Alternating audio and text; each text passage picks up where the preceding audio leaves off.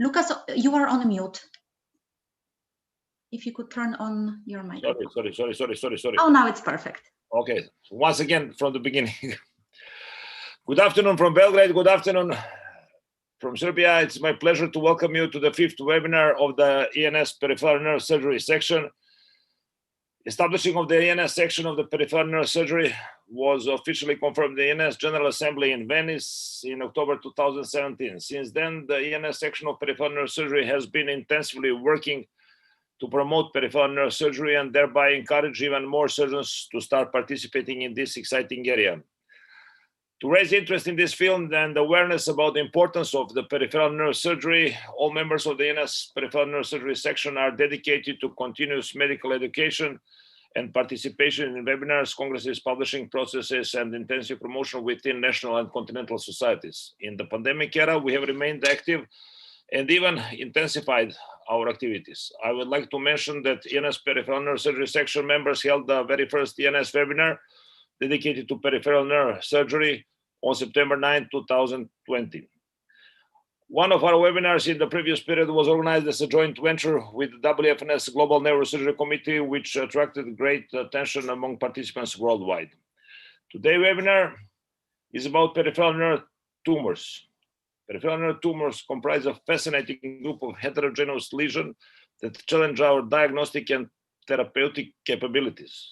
Our management of this lesion has progressed substantially in recent decades through the pioneering efforts of our colleagues in many disciplines, but many controversies and challenges remain.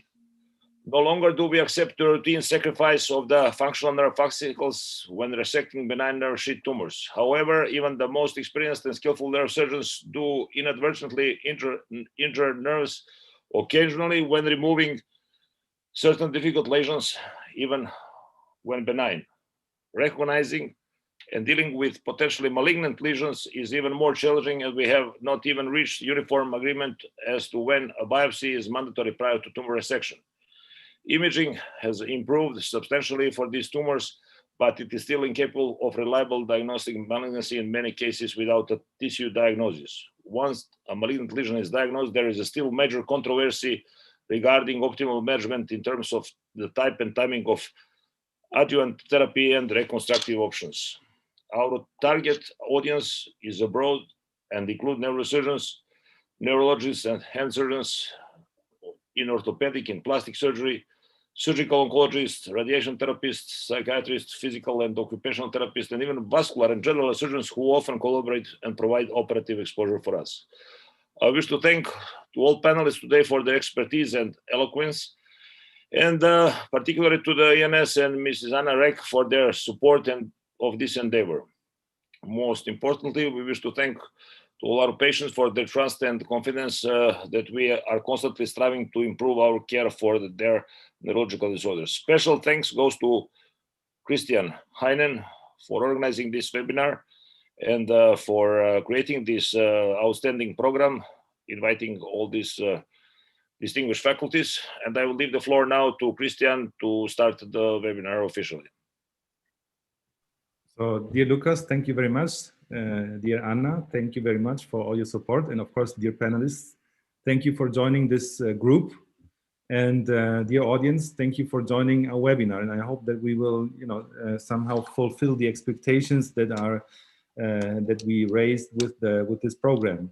So when dealing with peripheral nerve tumors, as Lucas already pointed out, we deal with a huge variety of histological entities, and each of them requires an adequate treatment. And it's not all black and it's not all white, and treatment differs in a very, very large way. And of course, perspectives differ in a very, very large manner. So the idea of today's webinar was to have as many perspectives as possible. So you see, this is first far beyond neurosurgery. We have plastic surgeons, we have sarcoma surgeons, we have radiologists, we have neurosurgeons, of course, and we go all over the globe.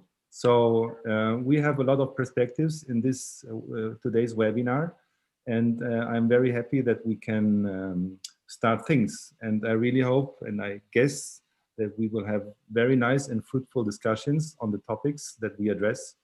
And I would like to invite everybody, as usual, to raise questions, to comment, to give their contribution. So I think we are ready to start. And as always, we start with the basics and with a general overview. And I'm very happy that Crescenzo is in the group today, and he will have the kickoff. And we hope that this kickoff will be as successful as the team of tonight's partita. So Crescenzo, please. Okay. So,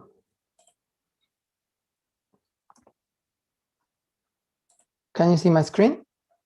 Yes. Okay. Thank you very much, Christian, for the nice introduction. And yes, finger crossed for tonight.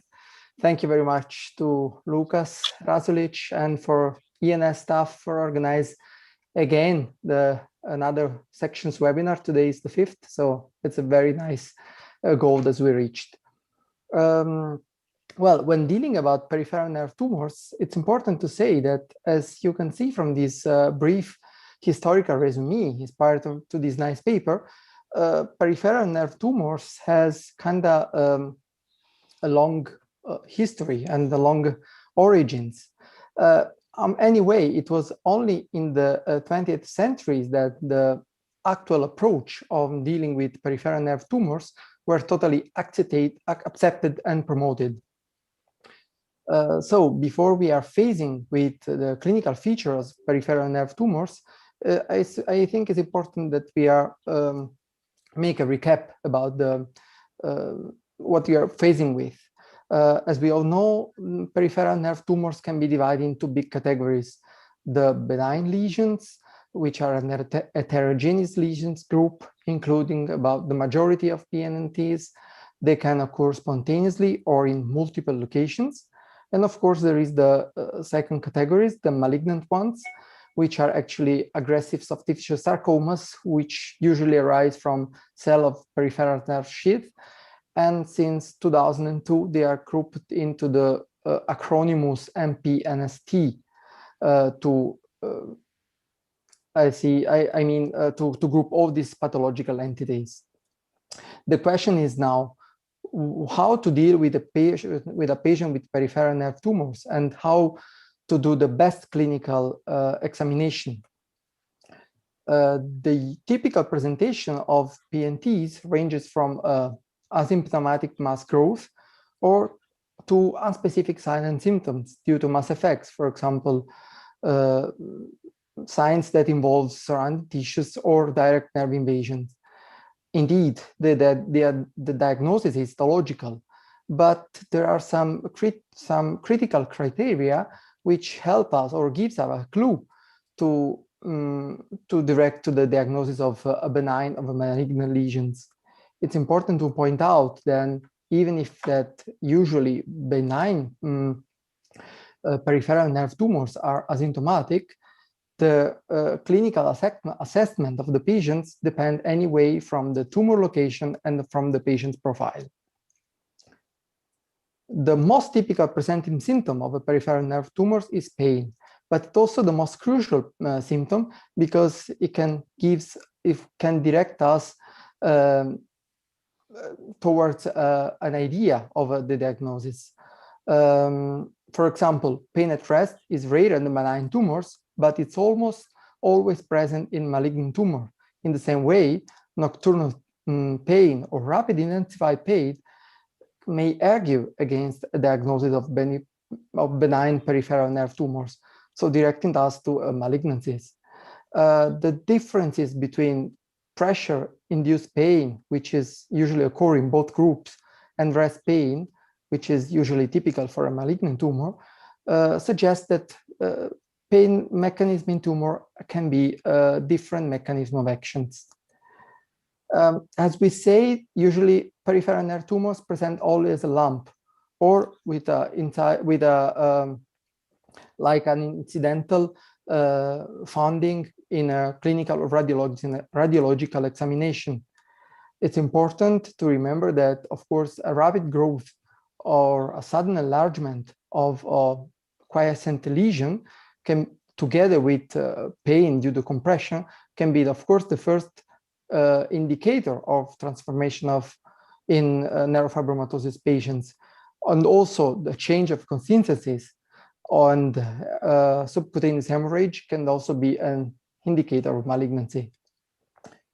Tinosyne is a very important weapon in the equipment of examinator. It's the easiest and easiest reproducible neurological test. It's easy to perform, and it can be performed in every part of the body, giving us an important indication of the behavior of the tumors. Of course, neurological deficits are the most important indicators regarding the clinical assessment of a patient. A significant nerve palsy is, of course, the best indicator for malignancy. Anyway, it's not. It's important to remember that any sensory alterations or autonomic dysfunctions, or even a limb ischemia, can be found also in any type of peripheral nerve tumors. Usually, anyway, sensory deficits are present themselves early, while motor symptoms come kind of late and are like direct point out towards malignancies. So a careful and complete neurological examinations when dealing with a patient with a nerve tumor should always include the measurement of the size of the tumor to check out the location and the relation to near structures. It's to remember that that peripheral nerve tumors always move and direct perpendicularly to the major direction of the limb and never parallel to it. Then it's important to look out at the margins and consistency of the tumor and perform the auscultation. Last but not least, it's always important to check out for neurofibromatosis characteristic. In this regard, neurofibromatosis it's a very important, it's a very critical autosomal disorder for the diagnosis of peripheral nerve tumor. As we know, there are three groups of pathologies. The type NF1, it's the typical, the most famous neurofibromatosis disorder, characterized of the growth of multiple neurofibromas, compresses nerves and tissues, and high risk of growth from MPNSTs. Usually the prevalence is from 2 to 5% in patients with NF1, if compared with the 0.001% with healthy population. Type 2 neurofibromatosis is characterized by multiple schwannomas involving all nerves of the body. Very typical for this type are like acoustical schwannomas, usually leading to hearing loss. It's important to say that NF2 schwannomas are usually, if ever, benign, and they never undergo to malignancy. But patients with type 2 neurofibromatosis are usually the, let's say, high pool of patients who undergo to schwannoma surgery. And then the third type, also called schwannomatosis, it includes the proliferation of multiple schwannomas, usually causing chronic severe pain and neurological complication. But curiously, this kind of pathology never gives acoustic schwannoma. In this picture, I just wanted to highlight the macroscopically difference between schwannomas on the left and neurofibromas on the right, and also the actual surgical technique that will be extensively discussed in the next presentation.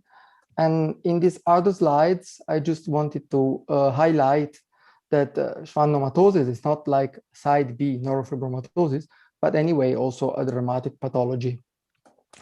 In conclusion, of course, it's important also to give an outlook to malignant peripheral nerve tumors. These are typically arise from transformations of pre-existing neurofibromas, but can also be sporadic or induced by radiation.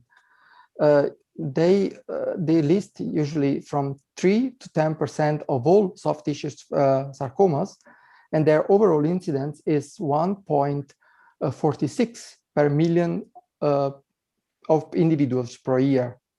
They most occur in proximal extremities, then trunk, then head and neck. And usually the most involved nerve are the sciatic nerve, the spinal roots, the brachial plexus, and so on. Even if solitary, it's important to remember that malignant tumor can also give kind of frequently long-term metastasis. As I already said, there is a direct connection between NF1 and MPNST. Usually patients with NF1 are at a much higher risk from developing malignancy with a high cumulative lifetime risk. Moreover, malignancy arises approximately 1 decade early in patients with NF1, with a peak between age 20 and 30 years. It's very important also to remember that neurofibromatosis 1 associated malignant peripheral nerve tumors account at least 20 to 50% of all malignant peripheral nerve tumors. Thank you very much for your attention. Now I leave the floor to the other colleagues.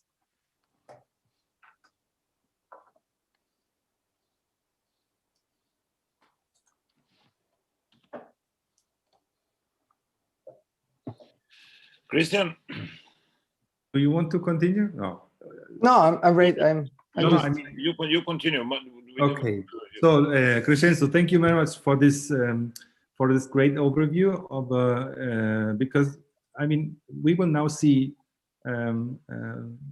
very, very high quality imaging assessment, but as Crescenzo pointed out, the clinical features and the clinical assessment still is nothing that can be replaced by any kind of machine or anything, because in the end it's the brain of the doctor putting together all information and moving on with the next level, which is then of course imaging or electrodiagnostics. So the next. And of course, sorry, Christian, of course, there are a lot of more information about that. I just try to make a summary, of course, all of different kind of peripheral nerve tumors and different histological diagnoses, they are very difficult to group in just one categories. It's impossible, especially not in a certain period of time. I mean, if we Definitely. could 3 webinars, maybe lasting 5 hours, we could cover a lot of the pathologies, but this was explicitly, as you did it perfectly, meant to be the essence of what is the most frequent, the most important, and what everybody should know when treating patients with peripheral nerve tumors. So thank you very much, Crescenzo. We thought to have a discussion of the first part, which is the introduction by Crescenzo and imaging. After now is the ultrasound, then there will be the MR, and then we have the first discussion round. So I'm really happy to have Maria now talking about neurosonography in peripheral nerve tumors. She is an absolute expert in this field. And well, we've been somehow building up ultrasound when we were working together, but the way she pushed forward the tumor topic is really incredible, and I'm really happy that Maria is with us. So please. Thank you, Christian, for the introduction. Thank you, Lucas, for the invitation. So, as Christian already mentioned, we started together with neurosonography, and talking about ultrasound, we want to get the best resolution out of the peripheral nerve. So what we are actually using is high frequency. So I want to get the perfect picture, and on the right side you see a peripheral nerve intraoperative, you see the fascicles, And this is how a healthy nerve should look. But using high frequencies, you get a less or very low tissue penetration. And this, when we started, was actually the reason why we did it intraoperatively. So we decided to do an external neurolysis and then to use the transducer and take a look into the nerve. So this is how it started, especially in traumatic nerve lesions. Later on, we thought, well, why are we not doing it on peripheral nerve tumors? And we had some questions at the beginning. We wanted to just get new morphological characteristics of peripheral nerve tumors. We wanted to know how the tumor mass is looking like. We wanted to know what's about the fascicles and how's the perfusion, and also at the end, is it meaningful? Is it comparable to MRI or not? So those were the first questions. And then in 2015, we just published our first work dealing with intraoperative high resolution ultrasound using also contrast enhancement ultrasound. Just a few slides. This is how it looks like. We have a peripheral nerve. On the left side, you see a sterile gel cushion. The nerve is neuralized, embedded in it, and the transducer is also sterile breath. And on the right side, again, you have a complete nerve surrounded, and you see just the fascicles again. This was our study group, only 13 patients, but on the right side, you see all the different entities. So we also had tumor-like lesion, like the Lewis-Sumner syndrome, the first patient. We had a lymphoma, we had malignant peripheral nerve sheaths, tumors.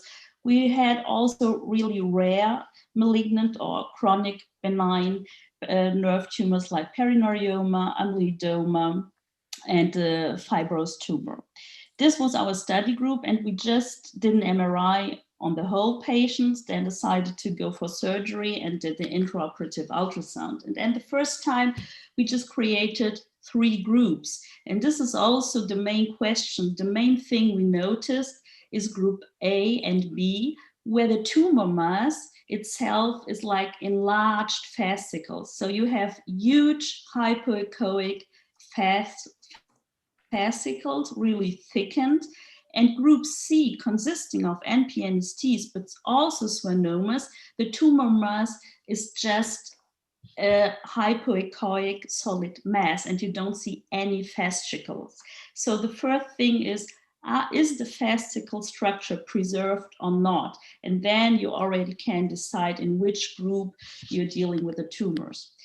On the left side, you see a perineurioma. You see in red a huge fascicle, but you see that the structure is preserved. And on the right side, you see an ancient schwannoma consisting of multiple cystic formations. And it looks like really very, very difficult to distinguish where are the fascicles and not in there. This is an MPNST, and this is probably the second take-home message, because one of the main questions was, are we able to distinguish between benign and malignant? And we are not. So ultrasound alone won't give you some information, but it won't help you in defining what to do or not. So here is an MPNST of the sciatic nerve. Again, you see a huge tumor mass with cystic formation. You see hypoechoic, but also hyperechoic areas of the nerve. But then coming up to the preoperative ultrasound. So first of all, we just decided to collect our informations, and then we took it to the preoperative setting. And all of you know those wonderful pictures, images of David Klein. And on the right side, you see an example for schwannoma. You see an hypoechoic, homogeneous, normal margin. You see the spindle scape structure, and you see also cystic formation, and the not affected fascicles are, sorry for that, are just displaced. Coming up to perfusion, there you see in the superb microvascular imaging, you see a certain kind of perfusion. Coming up to the contrast enhancement, normally there is no bubbles coming in there. This is the right side, dealing with a schwannoma. Coming up to the neurofibromas or plexiform neurofibromas, it is more heterogeneous. You can have areas of hypoechoic, but going to esoechoic tumor parts. Again, you have the cystic formations and you have defined margins. This is an example of a perineural nerve. And again, in the color-coded Doppler mode, you have a kind of certain perfusion, but nothing really special about it. This is an example of a small MPNST of the ulnar nerve of a patient without neurofibromatosis. So he was really suffering a lot of pain and motoric deficits. He was operated on the capital tunnel on the Loge de Guillon and nothing happened, and nobody just took a look into the nerve. And then when we saw this, you see a mass, you also see a satellite metastasis, you have a hypoechoic dot, and you have again a cystic formation, and it was a completely inhomogeneous tumor mass. And here the clinic is very important, and this was just 3 centimeters. It was not above 5 centimeters, but it had really deterioration over years. Here is again another example of a sarcoma of the sciatic nerve, and you see you have some hypoechoic parts, you have again some cystic formation, you have a huge tumor mass, you don't see any fascicles at all, and it's just everything is possible in there. It is infiltrative and really inhomogeneous. Coming up to the contrast enhancement, those are microbubbles, and you see that those microbubbles stay in the vessels, and this is what you actually want to know what's about the perfusion doing in the tumor. And you have a quick wash in phase and a quick wash out. And on the right side, you see a B mode. So the problem on contrast enhancement, you have to use lower frequency transducers. So it's about a 12 transducer. And otherwise, those frequencies really destroy your microbubbles and you don't see them anymore. So you lose your resolution, but you were able to see really those bubble structures. And what we find out was that they had those malignant tumor masses have a positive perfusion pattern on contrast enhancement. So as take-home message, if you have a superficial local tumor mass, high-resolution ultrasound is really good also for monitoring those patients when you not want to operate them and you have an NF patient and you want to see him every 6 months or 12 months. It is really nice to control it as a normal tool. First question, is the fascicular structure preserved or not? Use it for perineuromas, amyloidomas. If you want to take a biopsy or you need to take a biopsy out of it, just use the ultrasound to plan your incision. And also, as you see on the bottom of it, if you don't know which fascicle you want to take out, just use the ultrasound and take an enlarged, thickened fascicle, always with motoric stimulation for sure, but I'm just telling you that the intraoperative ultrasound helps you probably in finding the right effect fascicle if you need it. And I just, as usual, bring you some papers which I really liked. So later on, we hear a talk of out of Tübingen by Martin Schumann, and the group has a nice publication, kind of recent, dealing also with NF patients and telling you that ultrasound is a really good control tool to use it. On the bottom, you see a study out of Alexander Grimm, who is really doing nice publications, also from the Tübinger group of ultrasound, and he uses for neuropathies just to take control if the therapy is going on or not. And he's always using ultrasound at the weight and scan modality. So that's it. Thank you for your attention, and I'm open for questions. Oh, thank you very much, Maria.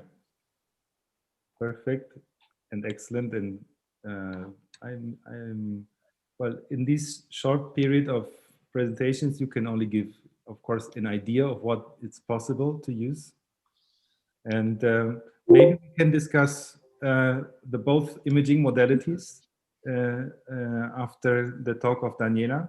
So I would like to invite Daniela from Buenos Aires, Daniela Binaghi from Buenos Aires, to give the presentation. And we will see beautiful images. And well, as Maria showed, the high quality of ultrasound, we will now see what MRN, what MR neurography can bring us to, and how the insight of a radiologist into peripheral nerve tumors is. So please, Daniela. Thank you very much for the invitation, Lucas and Christian. Well, as Christian mentioned at the beginning, I will talk about peripheral nerve tumors, and I will show you the radiological perspective, which is a little bit different. Check. See. I have nothing to disclose regarding this presentation. And today we will go through the basic knowledge regarding MR neurography. I will show you how a normal peripheral nerve looks like. We will go through the visual clues that we need to look at when we need to identify different diagnoses. So what are we talking about when we talk about MR neurography? Well, the term was introduced in the early 1990s to describe the application of high-resolution sequences to see the peripheral nerve and surrounding soft tissues. And as I like to say, the MR neurography is a tailor-made examination that needs trained professionals and the use of high-field MR system, as well as dedicated radiofrequency coils. It is important to understand that the examination is tailor-made for the patient, and the protocol will depend on the region of interest as well as the pathology. And we will have anatomic sequences like T1, T2, and proton density, as well as T2 with fat suppression to identify signal changes. In case of tumor, the gadolinium injection is paramount. We really need to look at the patterns of enhancement because it can help us distinguish between different pathologies with similar non-contrast appearances. How does the peripheral nerve look like? Well, this is the posterior tibial nerve.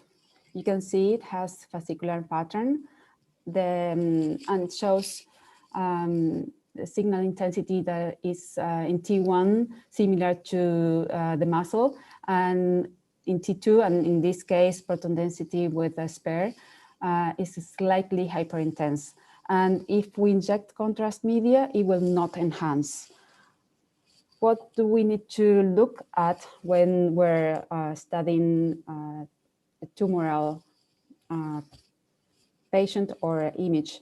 Well, we need to look at the enlargement, if it is diffuse or focal, if it only affects one nerve or more, and how does the fascicular pattern look like, as well as the signal intensity and the enhancement pattern. This is the most important in this case. We can also look at the diffusion tensor tractography, which will help us to see the 3D course of the nerve bundles and fibers. As you can see by convention, the tracts that run from head to feet will show blue color. The ones that run anterior to posterior or vice versa will show green color. And the tracts that run from to the sides will show red color. And if you don't remember which one is that the one that you are looking at, you just need to look at this. That will help you see if they run head to feet, anterior to posterior, or lateral. We can also see and need to see the fat planes around the nerves. Well, this is the first thing we radiologists learn first. all enlargement is not schwannoma or neurofibroma, because peripheral nerve enlargement is a distinctive radiological feature with multiple differential diagnoses. That we need to compare not only the enlargement, but other signs. In this case, we have, well, as you can see, there are many cases. They all have a clinical history behind. We will just take a look at the image now. This is a femoral nerve in the pelvis. This is a femoral nerve also the upper thigh. These all are sciatic nerves at the sciatic notch and the ischiofemoral space. And this is an ulnar nerve. We will not have enough time to go through all possible diagnoses, but I will show you some of them. In this case, we have fascicular enlargement with a high intensity signal. And you can see the fascicles are uptaking the gadolinium. This is a CIDP, a chronic inflammatory demyelinating polyneuropathy, which is really difficult to diagnose. And this is one of the patterns that might show. In this other case, we can see that the sciatic nerve is quite enlarged, and the epineurum, the external epineurum, is thickened and has dark color, is hypointense. And you can see the fascicles that are really enlarged as well and show high signal intensity. And of course, the fat pad around the nerve is obliterated by fibrotic tissue. This is an endometriosis and is easily seen on coronal. In this case, it's a coronal T1 spur, in which we can see the metahemoglobin that is hyperintense, spontaneously hyperintense. And you can see here the difference between pre and post-treatment control.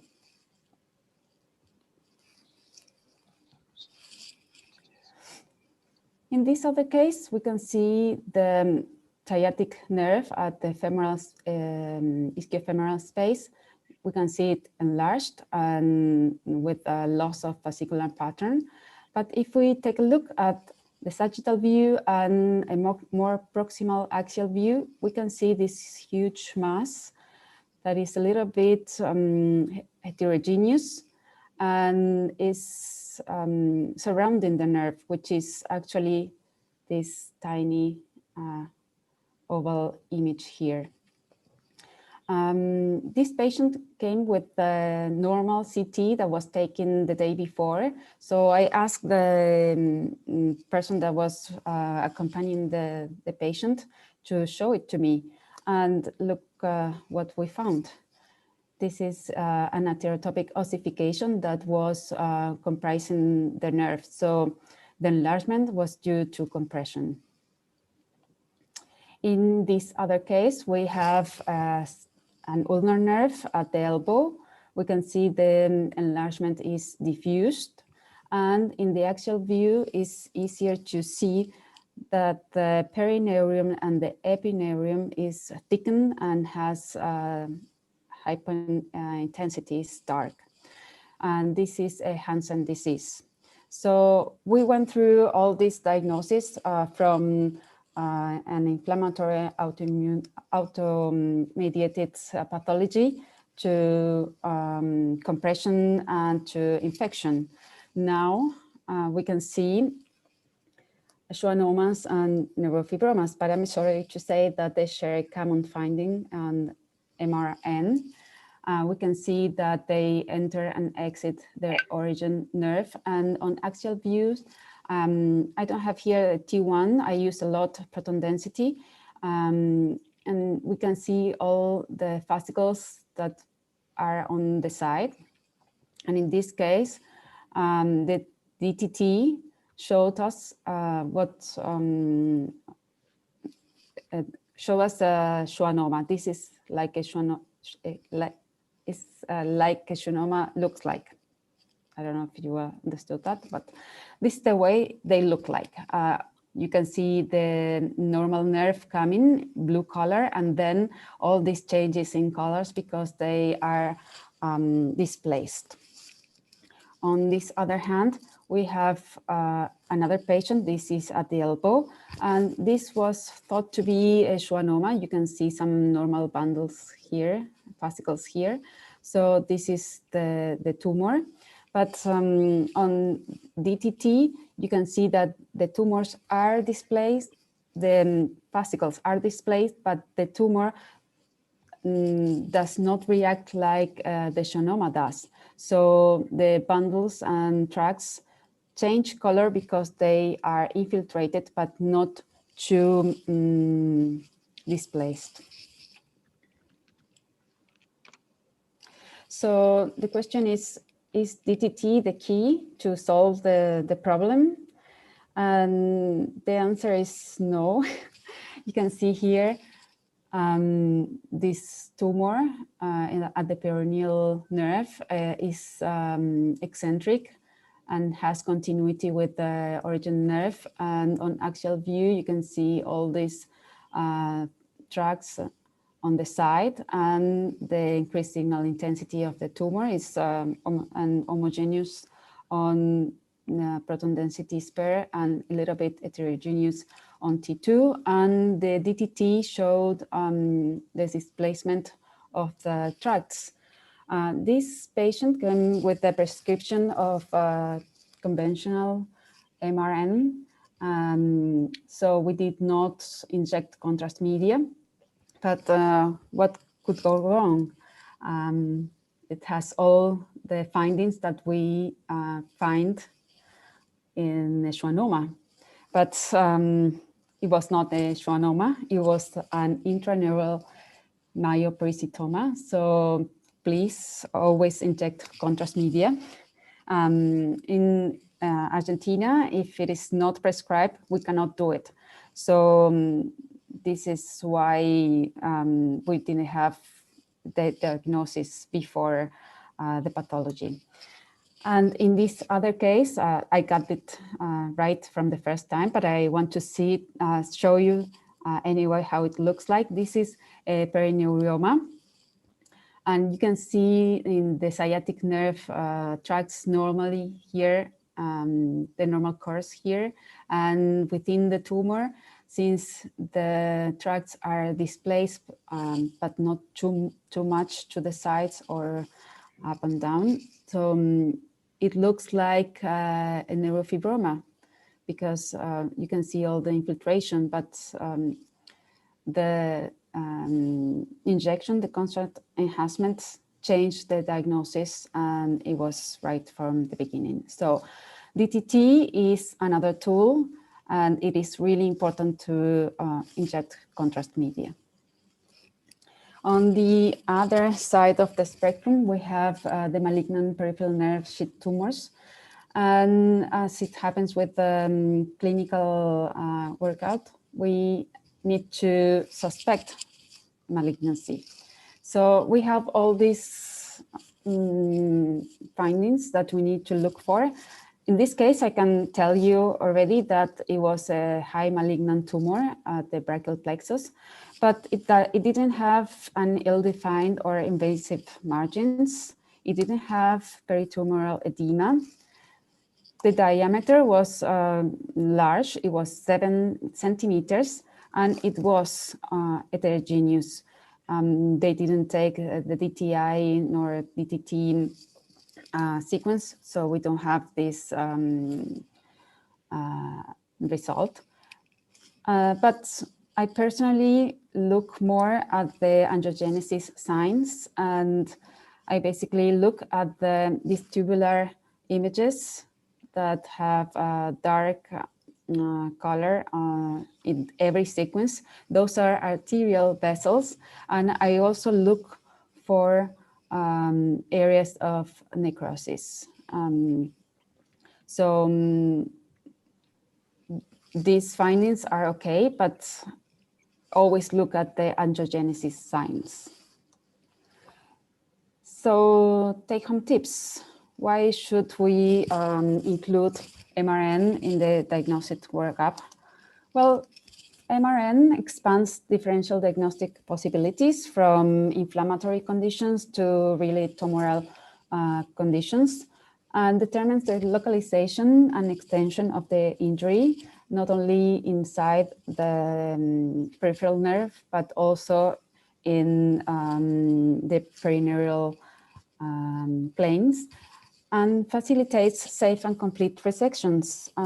Also helps guiding target vascular biopsy. This is very important. There is always a clinical history behind every image. So my recommendation is to have a multidisciplinary approach. Thank you very much for your time. Thank you very much, Daniela, for this outstanding and really, really beautiful images. I think this quality of images is really, really hard to find, at least from all the publications that I have been, in so far. So, thank you for joining us. Thank you. So we will now have the first discussion. And there were already some questions in the chat. And does anybody want to start? Are there questions or comments?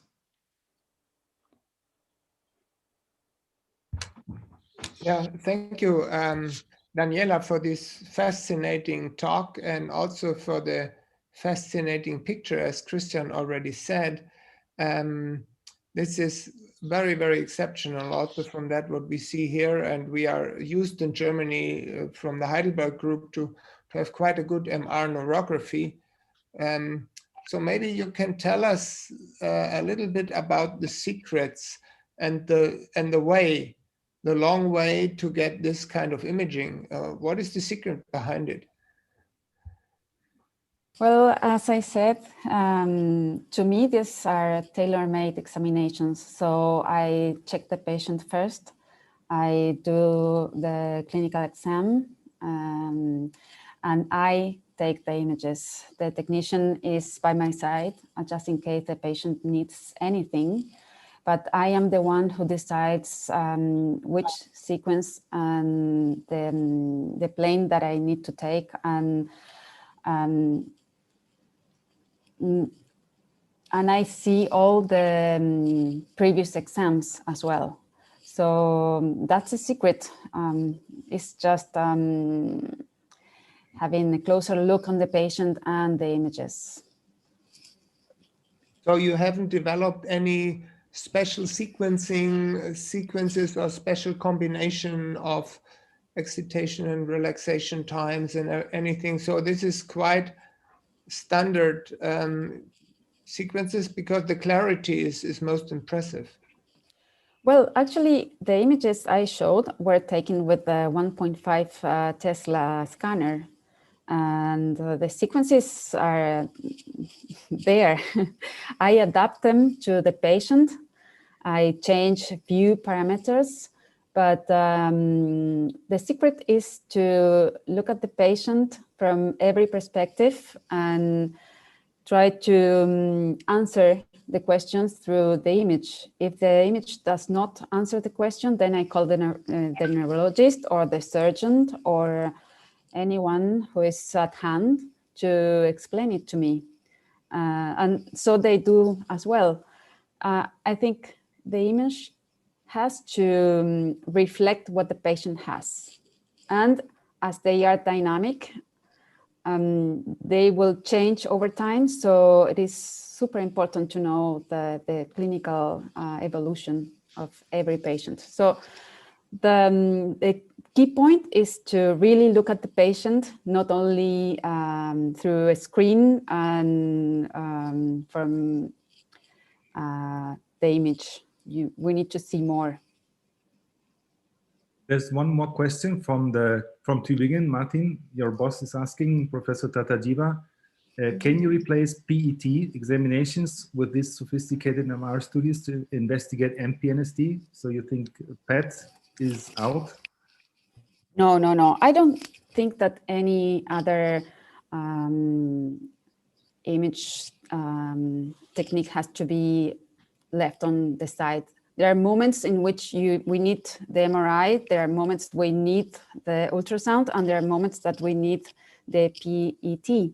So we need to choose between them when to use them. They will all give us information, and there is I won't left aside any of them.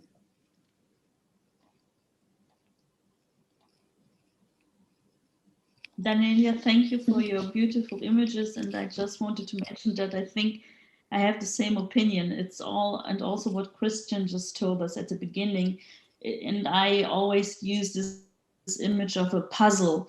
So you have the clinical examination, you have the patient, his history, paresis or not, pain or not, and then the diagnosis is supported by our images. Yeah. And that's it. And we have all different modalities as perfusion and so on. And we need, it's just always giving you more information. And at the end, you have your puzzle. Sí, absolutely agree. So there's one more question from Professor Cordula Matis from Würzburg. How important is the orientation of the imaging? So It's super important. In the plane, you mean? Well, most of the nerves should be examined on axial view, but axial to the nerve. So we can really see the fascicles, the interfascicular epineurum and external epineurum. There are some nerves that need other planes, but axial view has to be there. It's super important. And then the selection of the coil is super important as well, because we could start with a big coil, such as the one that we use for abdominal or pelvical imaging. And then the one that I use the most for superficial nerves are the microcoil sets, which are a set of very small coils. They have beautiful images. So we go from the huge coils to the very smallest ones.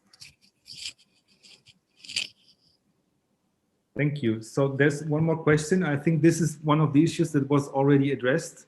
And this is, I think, somehow a new feature. Well, not really new, but it's new to look for angiogenesis or somehow the vessel architecture in tumors. This is for both ultrasound and MRN, of course. And well, in the end, it's something that for us surgeons is very important too. Not only the intratumoral vascularity, but the surrounding ones. And Atom Onibe asked what contrast is used for high-frequency ultrasound. Maybe, Maria, you can answer this. Turn on the mic, please. Sorry. It's called SonoView. It's from Bracco, it's called, and you have transducers like 12.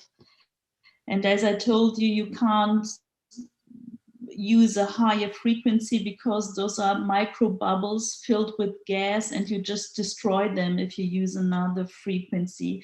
But the main problem is that SonoView is normally used for liver tumors or breast cancer, but it's off-label for peripheral nerves, and this is the main problem out of it. So it's, as an individual treatment, you can use it, but our ethics committee is not really happy when we're using it. Thank you. I would like to ask something to Peter Hohenberger. In imaging, from your, I know we will have your perspective in a very detailed way later on, I know, but since imaging is regarded, is there anything that you are specifically looking for in imaging? Well, that is a nice fit to to the talk on the contrast agent and looking for the angiogenic zone. There are data out there coming from radiation oncologists about 8 to 10 years ago, analyzing in the resection specimen those angiogenic areas, which might sometimes involve the whole compartment of a muscle, even if the tumor is arising from a nerve. And they found tumor cells within this angiogenic compartment. They did that for their radiation oncology planning, but it's a clear sign of an aggressive tumor. We use the angiogenetic zone, not only in MPNST, but in all sarcomas, as that area which probably has the high grade area. The more the accumulation of contrast media, the more proliferation, the more blood supply, the higher is the cellularity. So it's crucial. It's hard for me to understand that I would look for an off-label or on-label use in such a situation. You can say, okay, that's indication for doing the adequate biopsy, for example, not to do the biopsy from the low grade or from the benign remnant, but look for the aggressive part, because this makes the decision for treatment planning. Thank you. Christian, see, there is on the chat, there is another question about DTT, if I do it in all peripheral nerve tumors. And the question is not, no.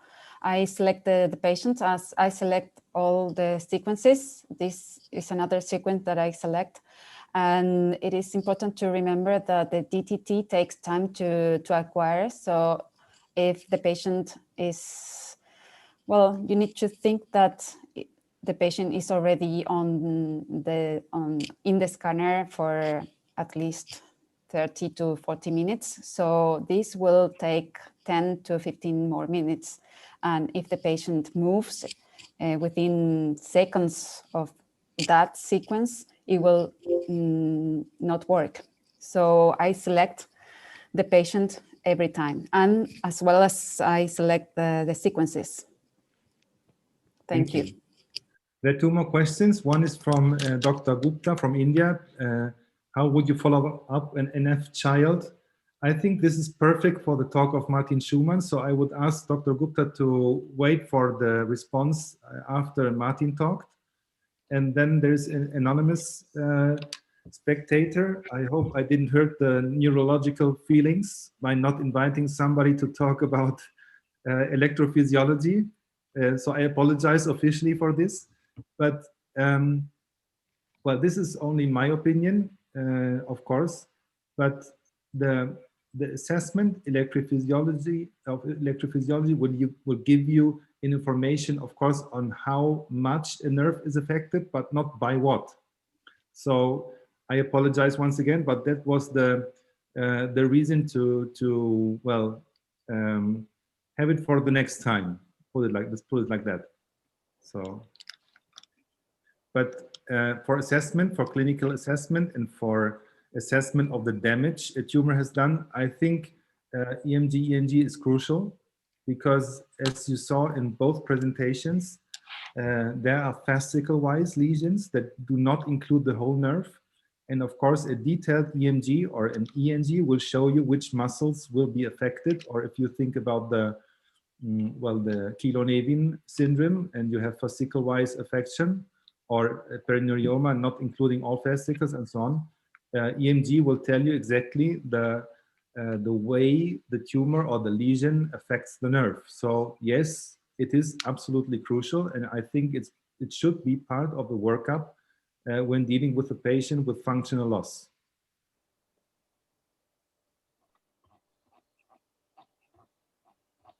So this is for the questions from the chat and from the participants.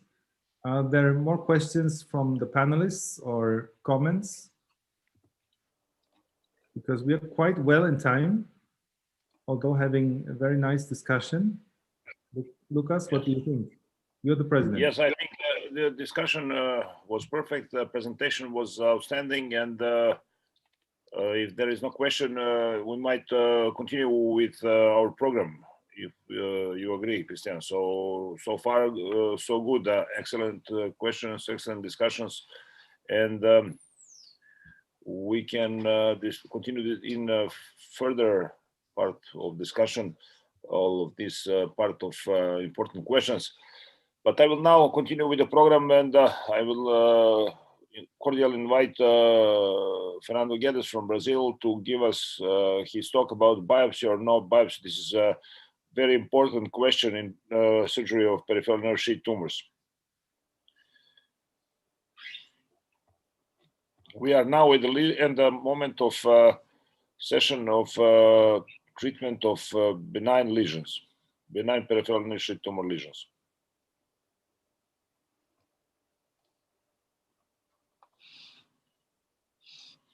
Fernando, your mic. Yeah, I'm here. Yes, and your camera. Where is my? Okay. Yes. There I go. Yeah. So good afternoon, everyone. Thank you, Lucas, for this kind invitation. To my German brother, Christian Heine, thank you very much. So biopsy or not biopsy? This is a great subject, very difficult to talk about this, and I must emphasize that I will not be dogmatic. It's not going. There is no conflict of interest. So why biopsy a lump? So the first question we must address is the lump in a peripheral nerve? And if it is in a peripheral nerve, what we would like to know? We would like to know if the lump is malignant. This is the main problem.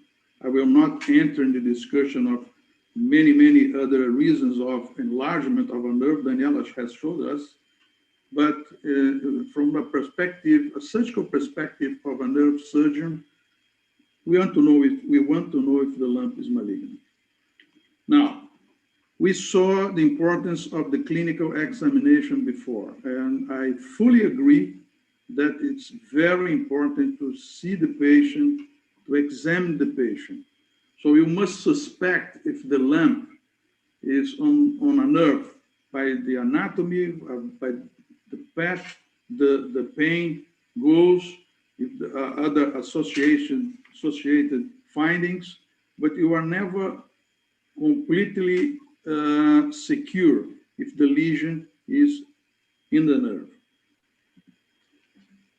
For that, you use imaging. So in this example, I will not stay here for long, but in this example, most of us would say, well, this is probably a benign tumor. The fascicles are on the periphery, the tumor is eccentric. As a matter of fact, this was a schwannoma. But as we saw, Daniela showed us very well, it's not 100% secure. But most of the time, if you put together the clinical history of the patient, and I will not talk much about this, we saw before, and some aspects of the imaging, you can suspect probably this is benign. The situation is completely different with a case like this. And at this time, at this juncture, I must tell you that maybe for one malignant tumor of the nerve, you have, let's say, 100 benign tumors. So malignant tumors are rare, malignant tumors of the nerve. If you have the possibility of PET scanning, this is important because as we saw, some spots to perform a biopsy, image-guided biopsy, it would be more easy if you have the information of this exam. The problem is that it's expensive and we don't have it in most parts of the planet, I should say. For me, at least, I cannot have this next door. It's pretty much difficult. And I also don't have Maria Pedro to help me with the ultrasound. So we rely on MRI basically. Now, you decided to make a biopsy. I don't know exactly what that lesion is. So I want to know before operate the patient, I need to have a sample of this lesion. Well, we have some different kinds of biopsies. Fine needle aspiration. Let's take a look of the accuracy of fine needle aspiration for schwannomas.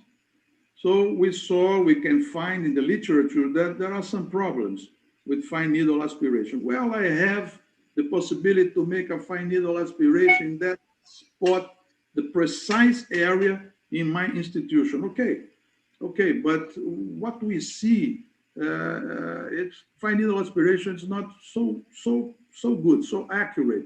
Let's see the quantity of material it is provided by fine needle aspiration. It's not perfect also. And the accuracy for malignant peripheral nerve sheath tumors.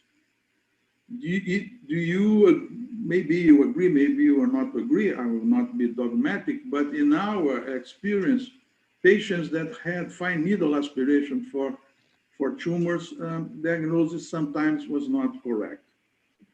The other possibility is core needle biopsy, image guided. So here things are a little bit different. It is possible to arise to a correct diagnosis in many cases. We used to do that in our department. The interventional radiologists, they go there and they can take a good piece of the lesion. By the way, this was a tumor compressing the sciatic nerve and was a sarcoma, and this patient was sent to surgical oncology to be treated, not for us, for them. And to diagnose malignant tumors by core needle biopsy, PET-CT guided, the results are good in the literature. We don't have experience with this technology. But there are some complications. New onset motor deficits, postoperative neurological deficits when you have to operate the patient, and worsening of pain.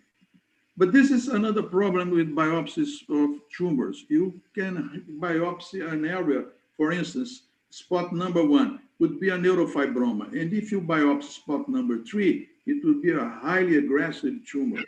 So you must bear in mind that if you don't have a good quantity of tissue in your biopsy, you may be in the wrong way.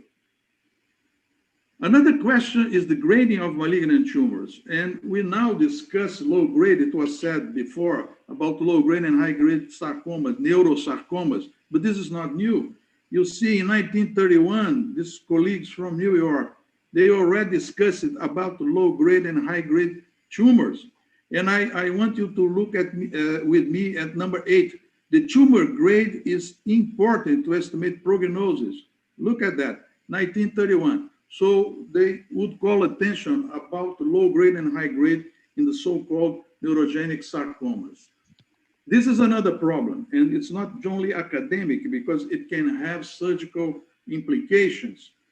Some colleagues say that in low grade malignant tumors or atypical neurofibromas, they may be the same thing. It's under discussion. Probably you don't need to have negative margins.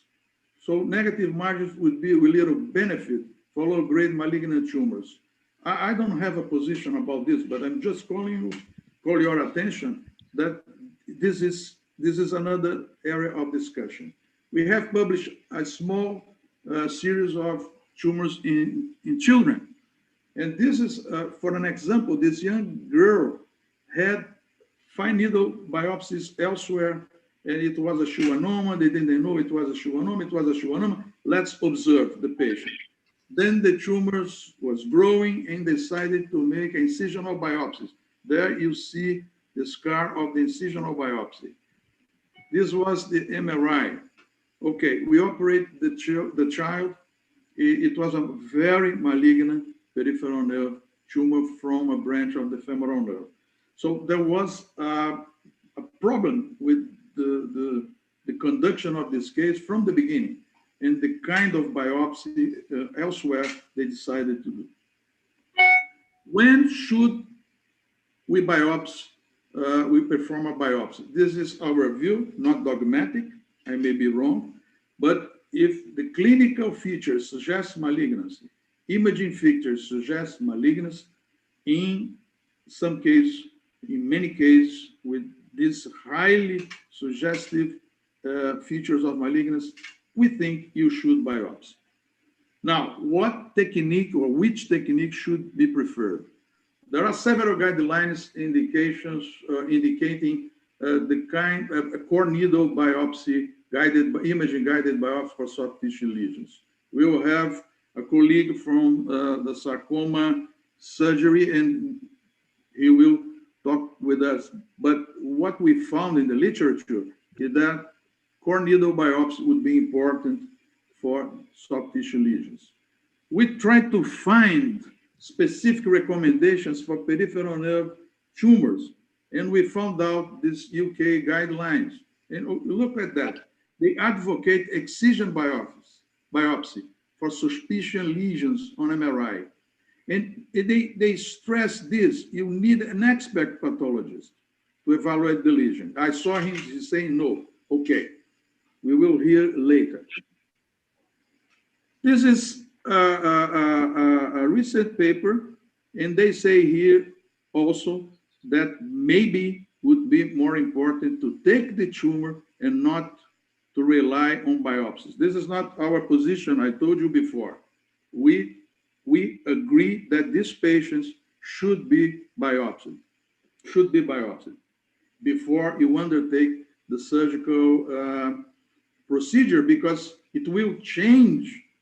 We think that it will change the way you will treat this patient. You will change the way you treat this patient.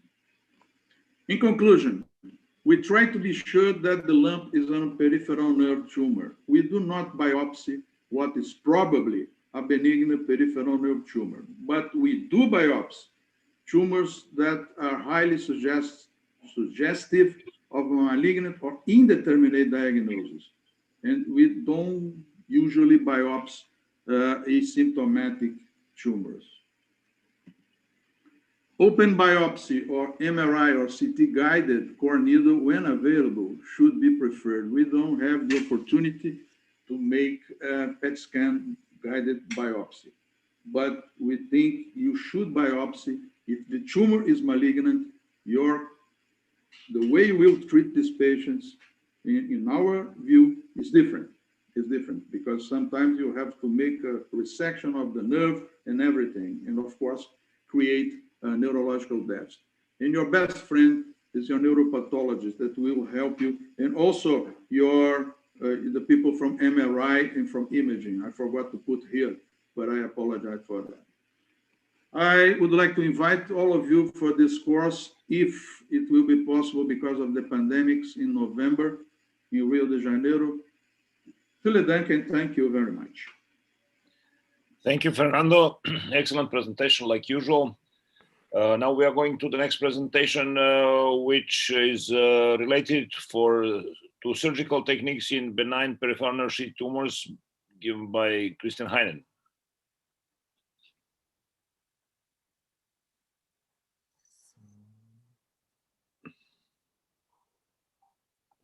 So, thank you very much for having me, Lucas. And of course, I want to once again thank Anna to have all this fantastic organization and all the panelists. So now that we have been diagnosing a mass and we have been biopsying a mass, what will we do? What's next? So the next is that we need to decide that we will operate. There was 2 years ago, there was a very nice paper by Robert Spinner from Rochester, and he took a motto that was used for the Olympics in 1988 with a very horrible song. And you see, the fashion has changed, but the goal is the same. So go for gold. And I will try to show you in the next slides the basic principle of, in this case, a schwannoma enucleation without functional loss, because I think this is something we all agree must be the goal when dealing with benign tumors. So this presentation is only with concerning benign tumors. I will show you two patients. They had the same pathology, but different outcomes and different ways of treatment. So the first patient was a distinct lady with a painful mass at elbow level and a strong Hoffmann-Tinel sign in median nerve territory without functional loss. The functional loss did not appear, so it was a plain resection, and it was confirmed to be a schwannoma grade 1. So you can see here these imaging. I apologize to Daniela for the quality, but you know, we need to work with something, and this is what we get. I did ultrasound on her, but it's not included in here. So this is the median nerve with the typical appearance of a schwannoma. And the goal was to remove it. And this is what was already addressed and what in the chat Carlos from Mexico pointed out. This is crucial to have monitoring conditions. So at least, or what I use most of all is the, as Maria already pointed out, the motor stimulation. So I will show you a video. My beautiful daughter Elisa edited for me because she thought it was too long. And I will show you step by step how to approach. So this is the median nerve exposed. You have a proximal and the distal healthy part of the nerve. You can see this fascicle running around. You can see the epineural or paraneural stimulation. And now we need to find the plane where to dissect. So this is not my Parkinson. This is just a speed up video. And this is not epineurium. This is the paraneuron. So I will open it up. And as you can see, I do it in a longitudinal way. Why? Of course, because if you cut transverse, you will have a higher risk to damage the fascicles. And in this way, you can easily find the planes of dissection and not harm the intact fascicles. So we are still in the epineurium because this tumor, the schwannoma, is, as Crescenzo pointed out very nicely, is intraneural. So it's within the epineurium. So there are lots of discussions about planes and tumor and capsules and pseudocapsules and so on. So what I'm doing right now, what you see now, is the, again, stimulation. This time I'm on the epineurium, and you see that I just opened the paraneurium, and I will leave it. So after surgery, when it's done, it will go back around the nerve. I don't remove it. I just push it to the side. So next step is to open up the epineurium. You can see again a fascicle appearing that has been displaced by the tumor mass, but it's within epineurium. So I will, in the next step, I will open this up. And for that, we need to have the stimulation to be sure that we will not harm any fascicle. There are groups that use, and I think it's, well, I think it's useful to use, that use sensitive evoked potentials to also monitor the sensory function of the nerve. So I now decided where the plane of opening the epineurium is. I want to preserve this particular fascicle. So I open the epineurium close to it. And with this beautiful scissors, this really, really, really beautiful scissors, you can have a very precise dissection, because the tip is almost of micro scissors, but the strength is of a normal scissors. So I really, really like these scissors. And now you can see that I cut the epineurium. So you can see here the tumor surface, and here, now covered, here you can see the epineurium. So this is, the scissors are between epineurium and the outer part, the capsule of the tumor. And this is the layer exactly where I want to get to. So this is dissecting out the tumor out of the nerve and preserving the interfascicular epineurium. As you can see here, the tumor capsule is opened, this one. I think I hope this is visible. And so what I want to do now is to have an exposure of in a longitudinal way, again, not transverse, but longitudinal. And now I use the sector because you can see it's very slim.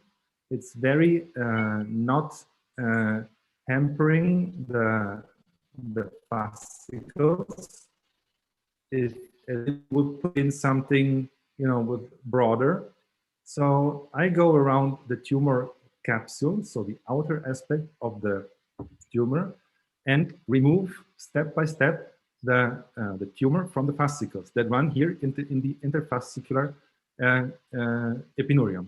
So once again, it's speed up. You can use perfectly irrigation and to see better the colors change. And now I'm looking for the feeding fascicle in and out.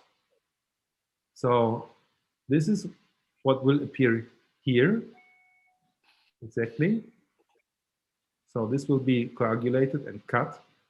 And my opinion is that the best way to prevent a recurrent schwannoma is to do the resection, the cutting of the tumor-bearing fascicle as proximal or as far away from the tumor as possible. It's not about resecting capsules. We are not capsule surgeons.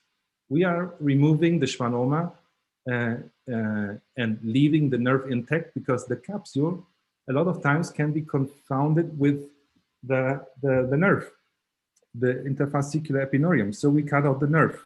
So I think this is a very, very, very, very important way. I will show later on why this is important. And now I'm dissecting out the rest of the tumor. The same thing happens in the distal portion. So we will cut and coagulate the same tumor-bearing fascicle as we already did proximal.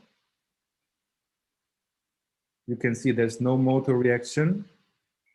Even if I would have cut it up here, the reaction would still be here, because Wallerian degeneration is not taking place within seconds. So you can see the nerve perfectly intact.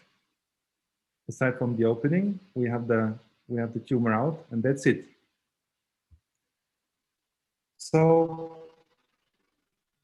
this is what I mean. Of course, I showed the Sunday dinner family example, and not a horrible one, that you don't have the planes and that it's very adherent and that you have fascicles running in and out and that you don't know it's a schwannoma or neurofibroma.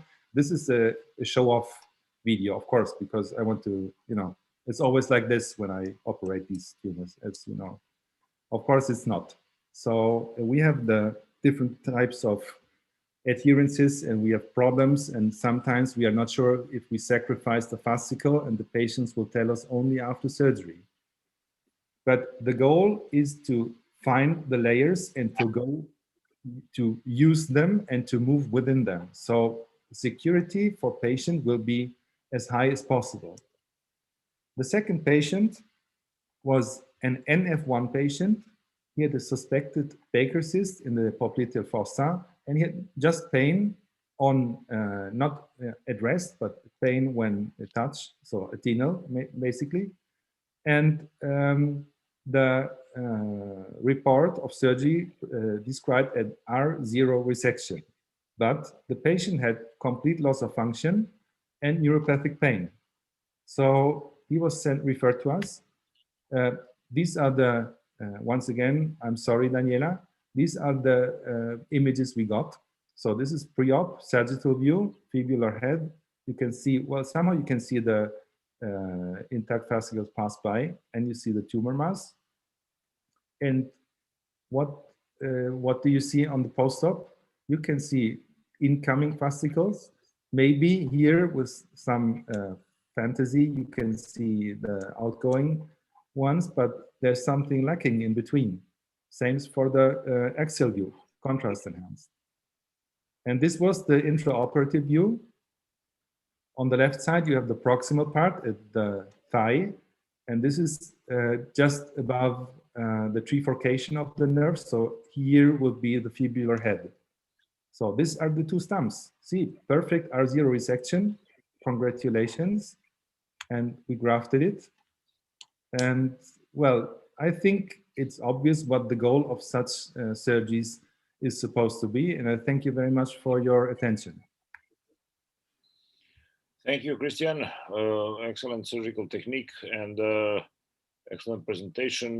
Benign lesion out of not so easy and very challenging for treatment in order to preserve function, but we'll discuss on discussion. I would like to invite our next panelist, Nora Dengler, to give us a talk about outcome following surgery in benign peripheral nerve sheath tumors. Thank you, Christian and Lucas. I'm very happy to be on board again. And I'm also very happy to talk with you or discuss with you possibilities of outcome in benign peripheral nerve tumor management.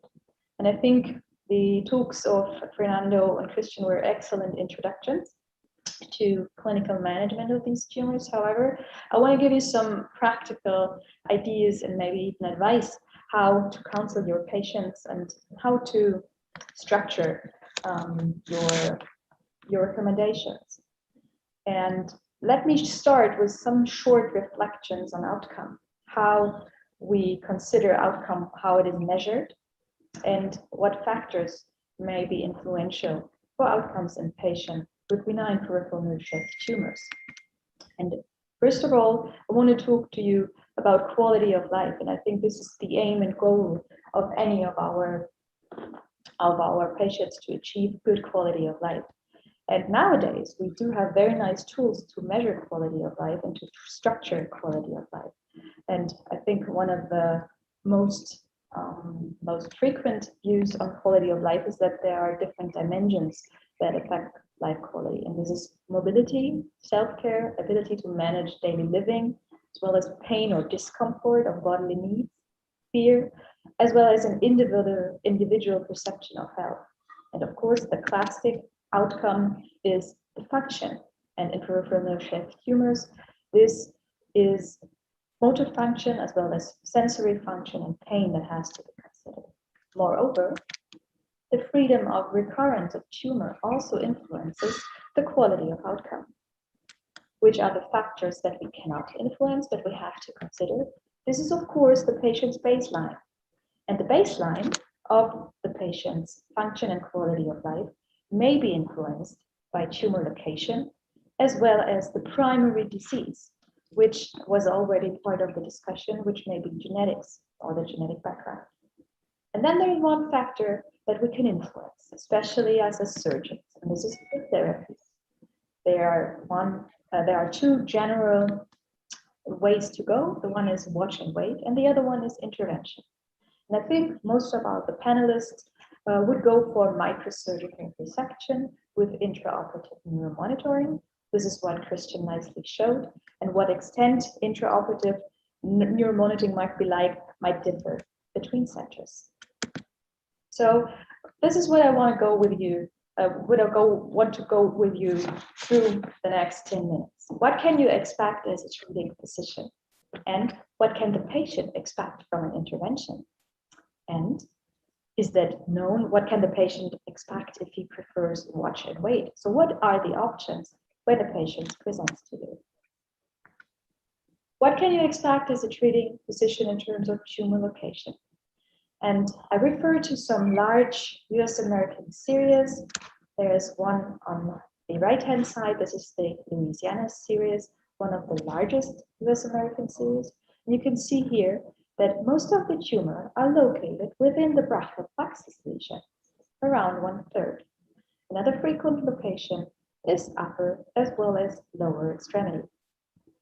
And if you look on the left-hand side, you can see the Miami series, where most of the tumors are located in the lower extremity. What factors might influence these differences?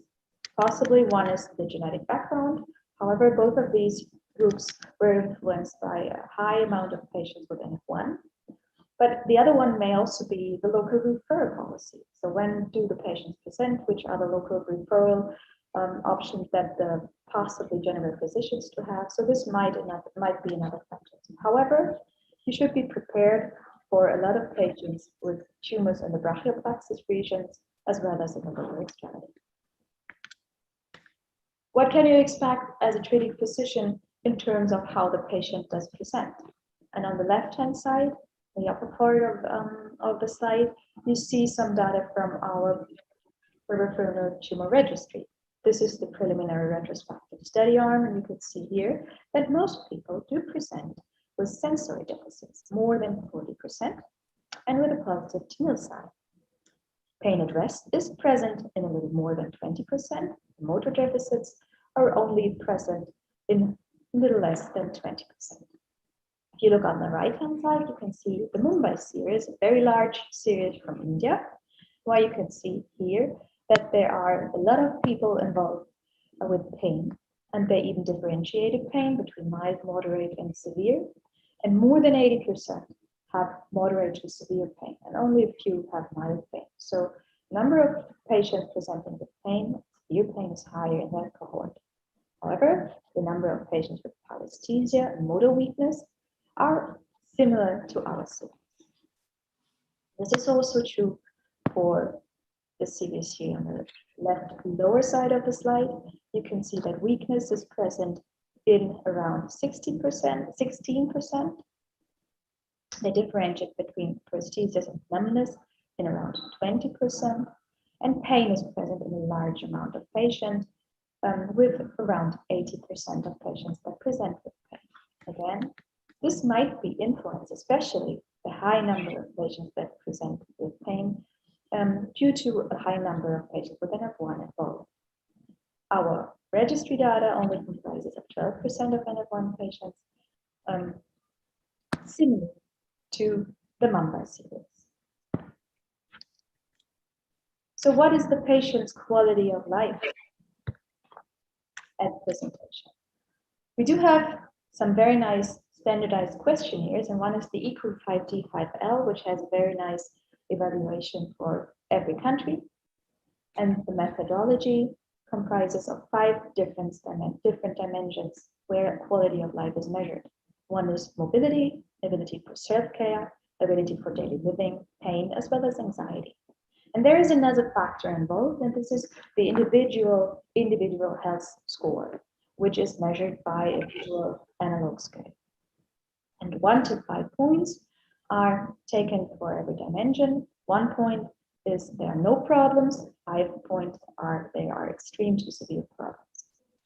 In our retrospective register arm, we were able to let 36 patients complete the questionnaire before and after the intervention at Charité Berlin.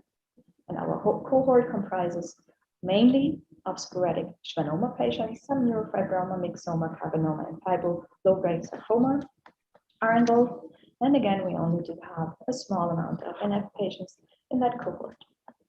So what is the patient's quality of life at presentation? On the left-hand side in the box plot, you can see 100 is the best quality of life ever, best individual expression of health.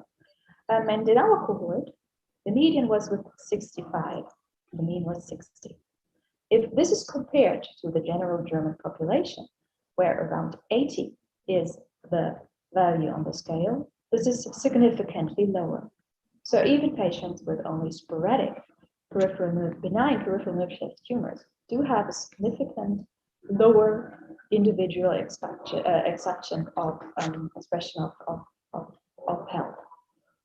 On the right-hand side, you can see the 5 dimensions. This is German, so I'm sorry, I'll give you a short link. This is mobility, this is ability for self-care.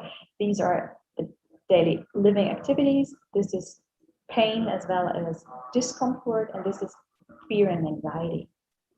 And especially regarding this part here, referring to pain as well as the discomfort of bodily function, you see that there are large to extreme problems in around 40% of patients.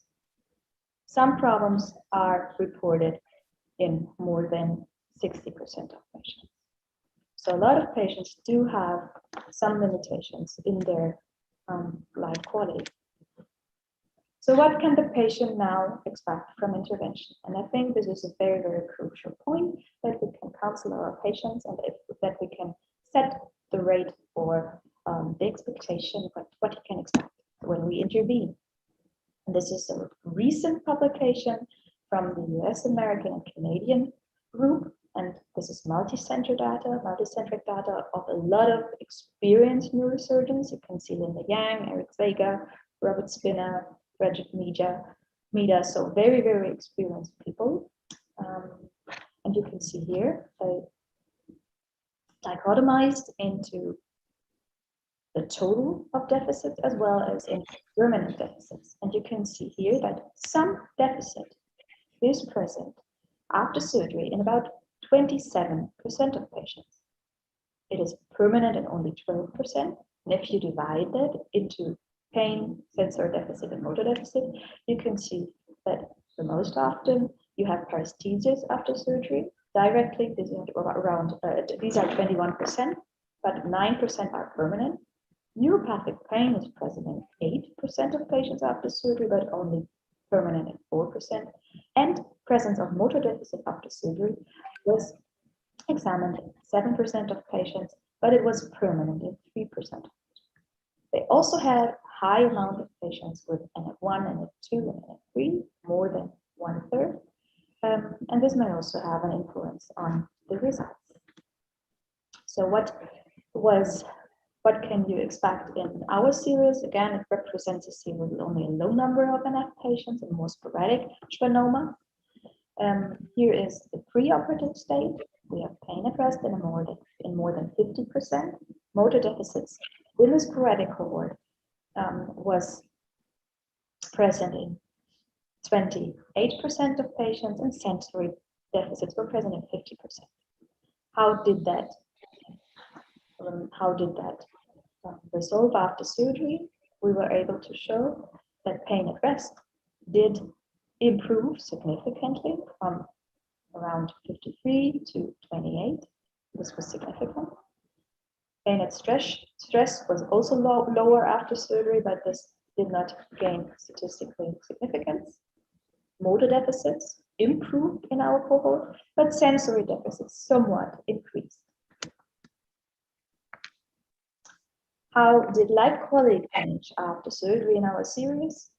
And if we go to the part which was mainly influenced, the part of bodily discomfort and pain, you can see very nicely that the number of patients that report no to only small or no problems increased a lot.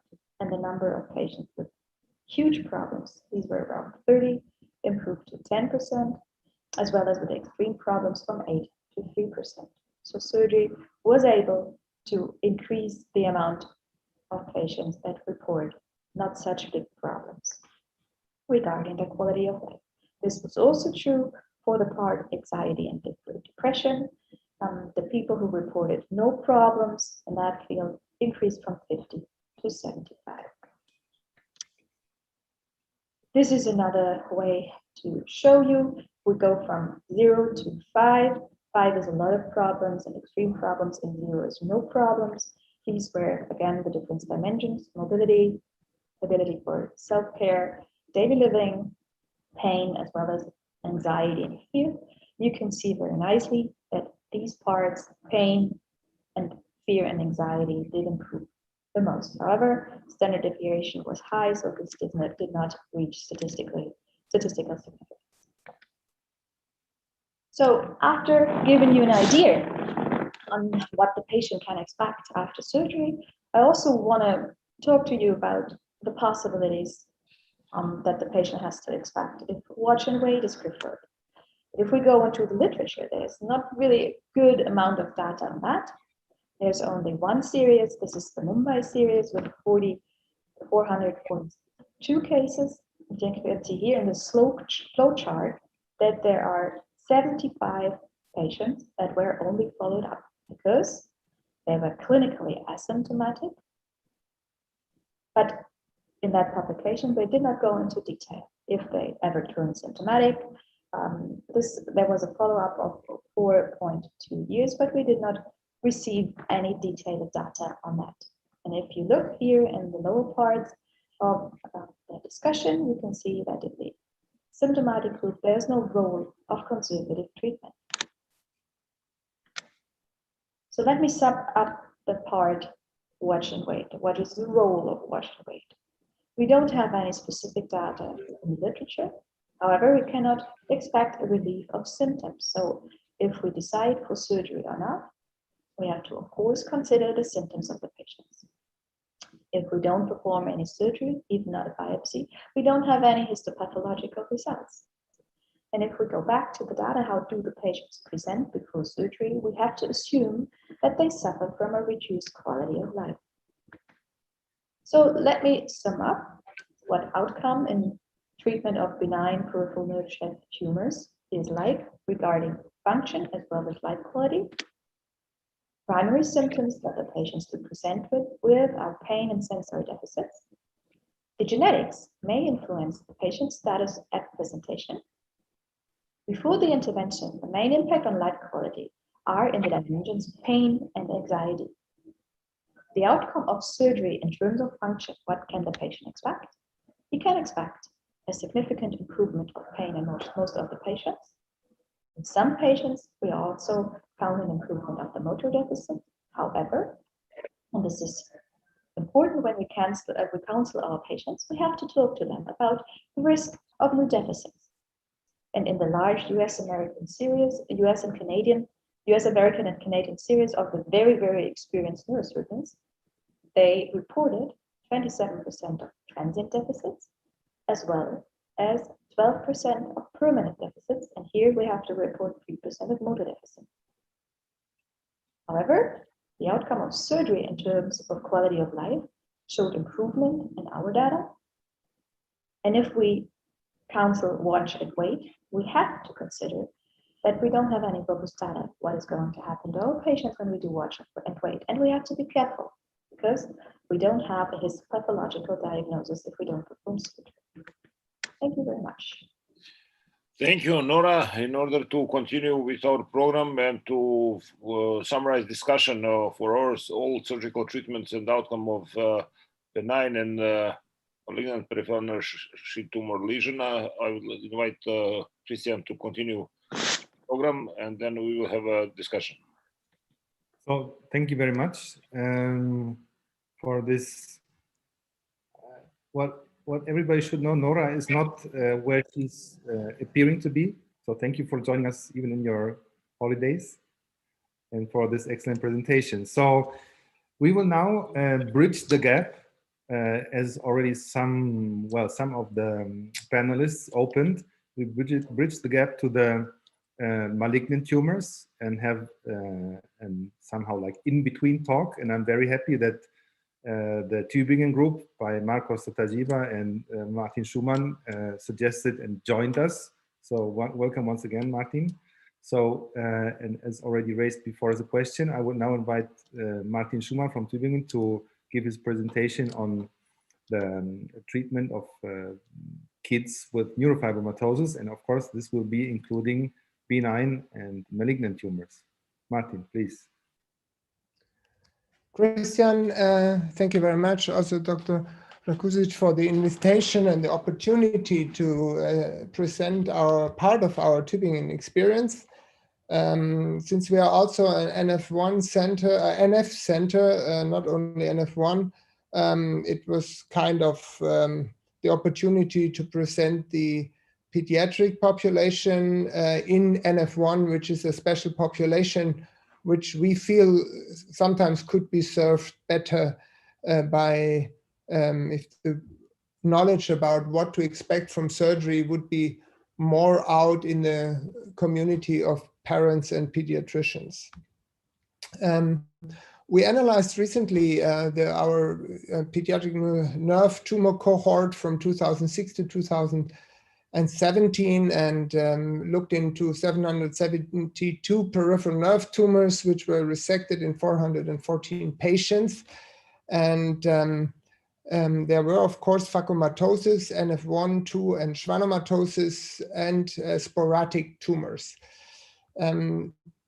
82 pediatric patients and 332 adults were analyzed in that series. And as you can see, in 172 adult phacomatosis patients, we removed 434 tumors or tumor procedures, which sometimes in these more complex tumors, plexiform neurofibromas contain more than just one tumor. And you see phacomatosis goes along with several surgeries or several procedures at the same time in these patients, because it is a tumor burden disease and it is not just a single tumor. And you can see in the adult series of 160 adult patients, we had 170 sporadic tumor procedures. So the majority of adult patients which have sporadic tumors have one symptomatic tumor, which might occur, but the majority of the patient is done with a single procedure. We recently reported, as it was mentioned before already by Maria Pedro, our adult experience in only sporadic schwannomas, which was published just a few weeks ago. And I'm going to report today on the pediatric experience. So all pediatric cases in 82 children and adolescents or teens. The characteristics of that population or cohort is 82 children. We had 168 surgical intervention and removed 206 tumor manifestations in these closely 170 intervention. And you already can guess from the balance between children and number of interventions that there is a lot of NF in there. We are a little slight preponderance of females in that cohort here. And as you can see there in these children, a sporadic tumor is something extremely rare. We just had 9 patients corresponding to 11%, which had a sporadic non-phacomatosis associated tumor. So that is well known that children normally have not sporadic tumors in a higher frequency. This is a disease of the adult population. And as you can see, almost 77% were NF1. So NF1 children have a higher tumor load or symptomatic tumor load, tumors wanting surgery than NF2. And schwannomatosis in children, again, is very rare. It's also the peak incidence of for schwannomas and schwannomatosis is above 30 years normally.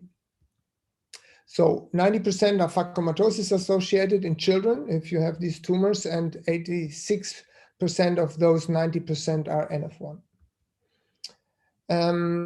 So the majority of these patients had only one site intervention. That means we addressed only one tumor or tumor complex at surgery. This was 88%. In some patients, we did 2 different sites in different locations. That means 20 tumor manifestation. And this went up to 3 sites, and even 3 patients had 5 sites addressed at the same time. In about 77% of the cases, we had a complete tumor resection, and the indications for surgical intervention is pretty easy. So we have the majority significant tumor growth, which always leads to either symptoms or the fear that we are going into a phase of an atypical tumor, which might progress to a MPNST. We have local effects in some cases, and in 14 occasions, we really suspected a malignant tumor according to the radiological characteristics, not due to the significant tumor growth, but to the according to the radiological characteristics, as we heard already. So 80% is pain and significant growth, most of the time these children have some kind of symptoms or are disturbed by the lump. As I told you, a lot of neurofibromas because we have a lot of NF1 patients, so 80% are neurofibromas, and about half of them are where a tumor was addressed in the peripheral nerve, so associated to a nerve which might have a long distance of the affected nerve, or the whole nerve is affected, but we were just addressing one lump, which was the problematic one. About 26% were plexiform neurofibromas infiltrating into tissue, into bone, into organs or whatsoever, which needed to be addressed. And there were also some cutaneous cases. And the next most common then was schwannomas. 12% in the series were schwannomas, and that are the other tumors. We only, fortunately, had 6 MPNSTs. So for the majority of cases, we were fast enough and cleared out the tumor before it became malignant. And ganglioneuromas, interestingly, 3 in children, more common in children than in adults. And less perineurioma, which are more often seen in adult patients than in children. Sporadic tumors, again, the sporadic were more schwannomas or other things. A neurofibroma, a sporadic neurofibroma is very rare in children, like in adults, where we have more schwannomas than neurofibromas. That's similar here. And also 2 sporadic MPNSTs, which were not associated to phacomatosis. I'm just showing you some examples of these PNF manifestations, which are non-neurosurgical tumors. This is a little newborn with this PNF, which you can see on the skin coloration and the lump under the skin. But this, for cosmetic reasons, we would not try to excise everything here above the facial nerve. This is an observational case. Things like this in the tongue, PNF of the tongue, you would not treat, and also these extensive things here in the skin with underlying tumors is something you have to watch. Manifestations typical in children with NF1 in the hand or in the foot. If you decide for treatment because of too many symptoms or too large feet, that is something for the plastic surgeon, nothing we would do on our own without the help of our friends from plastic surgery. This is a manifestation in the whole arm. This child has the whole median nerve transformed into a plexiform neurofibroma situation, and she had pain in there, and we actually did not see in that occasion an indication for treatment, because nowadays we have MEK inhibitors, and we can give these children a try with a MEK inhibitor than embarking on surgery. I'll show you a surgical case at a time when we did not have MEK inhibitors. And this again is a non-surgical case. You will never be able to address the whole problem.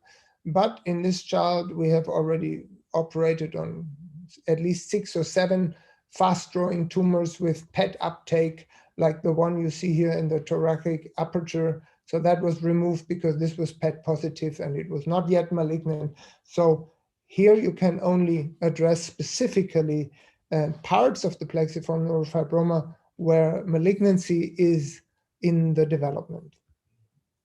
The localization in these pediatric series was pretty evenly distributed, cervical, thoracic, everything between 15 and 23%. So you basically find it all over the body, and there's not a special region which is predominant in the pediatric manifestation of mainly NF1 patients, as I told you. What was the functional status prior to surgery? We had the majority of all patients had no motor function problems. So it's 90% NF patients, and we have mostly no motor function problem. A few have up to severe, but the majority has no motor function. And the same thing is the sensory function. So there is no, for 90% of the case, and there's no real problem with sensation. The main problem is pain. You see only less than 50% had no pain. And those who have pain have it mostly moderate and severe. So almost 50% of the patients have moderate to severe pain, a few mild pain. So pain is the main problem in these NF1 children. And what was the outcome after surgery? So we actually had only in 3 cases a minor motor paresis, a little weakness. From 5 out of 5, we went down to 4 out of 5 in 3 cases of 166 interventions and 206 tumors. and similar in sensory function. We had a little bit higher rate of a mild sensational deficit at the time of discharge. So that is all taken at discharge, because as we all know, the tumor comes mostly from sensible fibers. So that it's no wonder that we had 7 cases where we had some new deficits, even though if they were mildly, but also 2 patients improved from anesthesia to a major loss of sensation, or from major to moderate loss. So sensory function also is not a problem. You need to tell the patient that he might have some effect at the time of discharge at surgery. Pain, however, is a dramatic change. So we have a 2-fold increase from 43% to 81% pain-free. So it's a dramatic increase, and those who actually have severe pain, we have a reduction from 44 patients to 3 patients, that's 93% less, and moderate pain also goes down by 95%. So we will have a very good result on the pain problem in these patients. The overall combined outcome for motor, sensory, and pain taken all together at discharge is 75% of the patients are better, 23 are unchanged, and 2 worse. And at the end of follow-up, which was 3.3 years in this cohort, we still maintain the good, the better, and the unchanged basically is similar, but most of the patients really maintain their good improvement of surgery, taking all qualities together.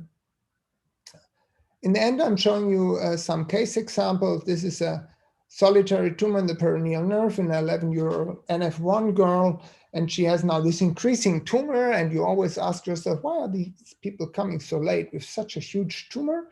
And we see in the PET already that it is strongly taking up contrast, glucose. So in the FDG PET, there the SUF max was 5 or 6, so clearly in the range where it could be a malignoma, but we had no actually sensory and motor deficits. And that is always something that talks in favor of a still benign lesion and of a NNUBP tumor.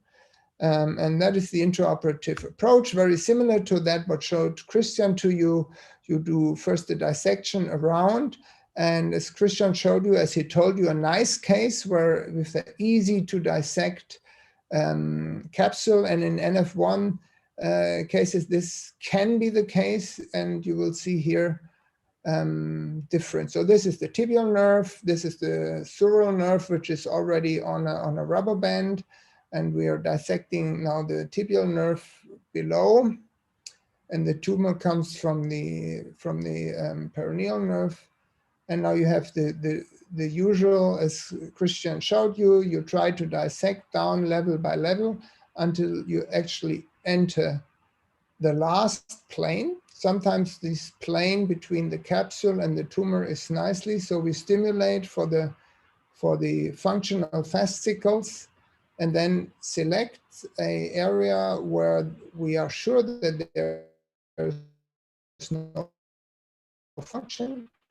You cut through the capsule inside the tumor of the tumor, and then there is a dissection which can be quite tedious, as you see here. It's not so always so easy, but nevertheless, it's a well dissectable plane. So it is just much more attached than this nice case Christian showed you, where the tumor basically jumps out of his capsule by itself. Here you have to fight a little bit to actually get a nice dissection. And I'm here.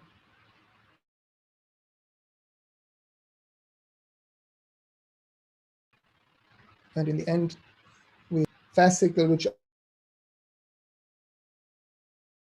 often is extremely small, and you don't even need to cut it. And that's the end of the story. And the patient had no deficit, despite the fact that the function is in that little capsule in here.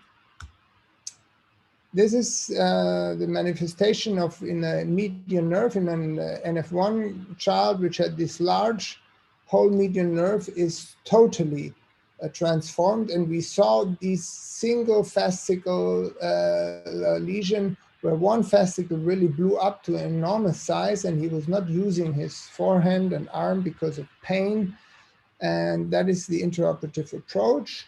And so basically you need to go in and stimulate, and actually the whole huge tumor here turned out to be not even in the end of sensory importance. It was not a motor tumor, so we could remove all that large part here and got a nice decompression of the arm, full motor and sensory function. We did not address the plexiform neurofibroma in the palm for functional reasons, and he could return to normal hand function because he had no pain anymore. 16-year-old girl, and that is, I'm showing that case because she was told for years that the tumor in the plexiform changed NF1 associated sciatic nerve is inoperable. So she was seen by several pediatricians, the home physician, and other people who said that is inoperable, and that was watched for 5 years. And when she came finally, she couldn't sit on her laps anymore because of pain. It was, and it was already quite PET positive. So we were worried about malignant transformation, and you can dissect that out very nicely in the shown technique out of the sciatic nerve. And you already see the beginning necrosis in the center of the tumor. But fortunately, this was still an atypical neurofibroma, as we called them in the past. Now it's an ANNUBP tumor, so an atypical neuromatous neoplasia of unknown biological potential is a pretty long word. I would have preferred something shorter for this type of tumors. And Martin, I'm sorry, for the sake of time, can you please jump to the conclusions? Because I come to presentations to go. The advantages is we can cure mostly benign and slow-growing tumors in NF1 by surgery.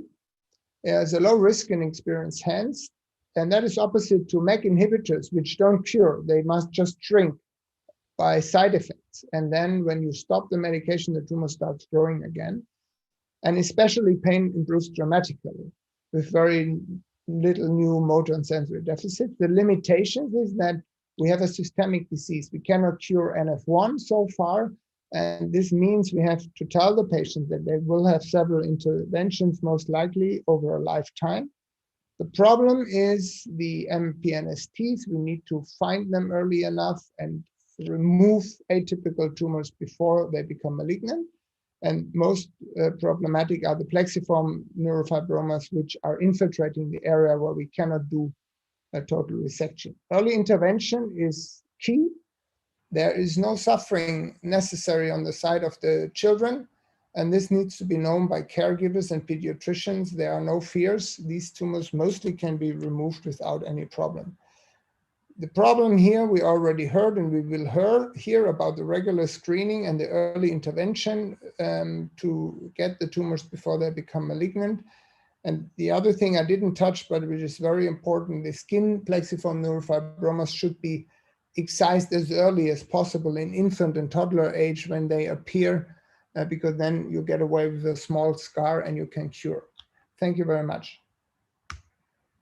And we published all that recently, and you can also read these results I showed you in literature.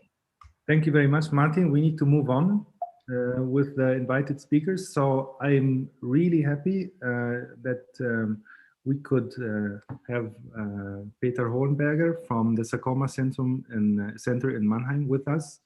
He's an extremely renowned and respected sarcoma surgeon.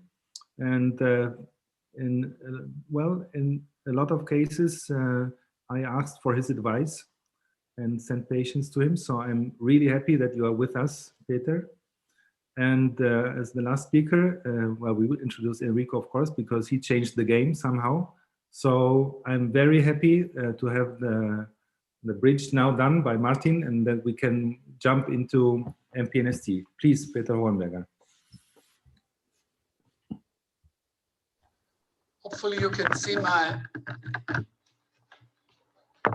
screen. Yes? No, not yet. I released it. If you could try again, Peter, by clicking on the green. Yeah, I clicked several times already.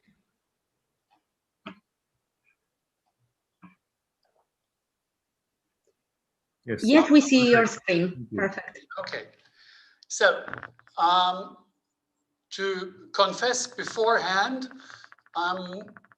if you treat mainly sarcoma, you look probably like someone who has a hammer and everything looks like a nail. So you're clearly a bit biased in what you are, if you are confronted with lesions. So from the sarcoma view, it's a disease of the elderly population. That's the data for Germany.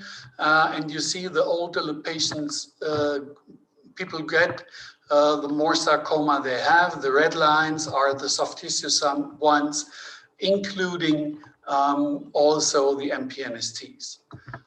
Age-adjusted sarcoma incidence, 7 per 100,000 in males, and 0.2, that means 1.9% are MPNST. Age onset is not much different between males and females. Females have a slightly less incidence. If you take out the data for the neurofibromatosis patients, then the shift is even bigger. Age median is then at 75, with an NF1 patients roughly at about 30 years. That fits also with the following images. So if I look to our sarcomas who have undergone biopsy, it's close to 400. MPNST is 5.4%. So maybe it's a bit enriched in our population. So coming back to the sarcoma business and to the molecular classification, MPNSTs belong to two subgroups. The one sarcoma subgroup is this with the recurrent translocations or deletions, and that's the NF1 population. I don't tell you much new. The majority of MPNSTs, however, has a complex karyotype that particularly is true for the radiation-induced MPNSTs, and they don't have something that make them suited for targeted therapy. So there are data out there that the radiation-induced and the NF1 associated ones have a worse outcome. That's the data from the Mass General. Highly significant difference between sporadic neurofibromatosis and radiation-induced ones. The Dutch do not so much go along with that. That's the nationwide study. I expect Enrico Martin to talk about a bit more, so I will just show this slide. So there's no significant difference between the NF1 and the no NF1 patients. Where are we confronted with those MPNSTs? At the pelvis, at the head and neck, typically at the tibialis anterior compartment. And the most recent WHO handbook says it's an aggressive tumor with poor prognosis. And if they are greater than 5 centimeter locally recurrent or of high grade, that's adverse prognostic factors. So for a couple of years, MPNSTs haven't been graded. Now they are graded again, not according to the French system, but low grade and high. That's the features of the NUBP, less than 5 mitosis, no necrosis, more than 5 mitosis combined with necrosis. That's called high grade. That's of importance in the sarcoma field because any high grade tumor qualifies for at least adjuvant radiation therapy. So what are the requirements of good surgery for sarcoma, including MPNSTs of today? Imaging, biopsy, pathology, and so on. I will try to move quickly through these steps. With one case, 32-year-old male, neurofibromatosis, had a lesion in the tibialis anterior compartment. You see that's close to the fibula. So it was on an ambulatory basis in local anesthesia, excised, turned out to be an MPNST. He's 67, 20%, grading 2, which is according to the French system, had a postoperative plegia of the perineal nerve, but it was an R1 resection with contaminated margins. So 2 months later, he underwent a re-excision at a neuroscience institute. The excision was done in multiple pieces. That's what the pathologists reported. That cannot be oriented. Once again, R1 resection and microscopic tumor cells at almost all resection margins. One is not happy to read that. So another 3 months later, he had another recurrence, PET positive. You see it here on the anterior compartment, and underwent now compartmental excision of the tibialis anterior muscle, extensor digitorum longus, including partial resection of the fibula. That's 1.5 years ago, underwent adjuvant radiation of 60 gray. And we follow him up with whole body MRI for his underlying NF1 disease. That's the most recent image. It's more to show you that we really took a part of the fibula, we took a part of the tibialis anterior, we took a part of the flexor digitorum, and so he is up to now free from recurrence. So there was a good pre-treatment imaging, but there was no biopsy. That's something I would like to really challenge, and my view of this paper is a bit different. There's no advocate for incisional biopsy. The intention of that paper is to make sure that lumps are not excised without histological proof beforehand. And whether you do it by core needle or by incisional, that's up to the operating orthopedic surgeon, neurosurgeon, or surgical oncologist. The German evidence-based sarcoma guideline, to be published in 2 to 3 weeks, will say that tumors larger than 3 centimeters should have biopsy first. So, how biopsy? No fine needle aspirate, coaxial, at least 16 gauge core needle. That's what we look for. Or better, incisional biopsy. We did a meta-analysis published last year in Cancer, could include 17 studies, and we see that there is no difference on all soft tissue tumors between incisional and fine needle. There is also no significant difference in the soft tissue sarcomas between core needle and incisional, but there is a significant difference for post-biopsy complication rates, and this is clearly in favor of the core needle.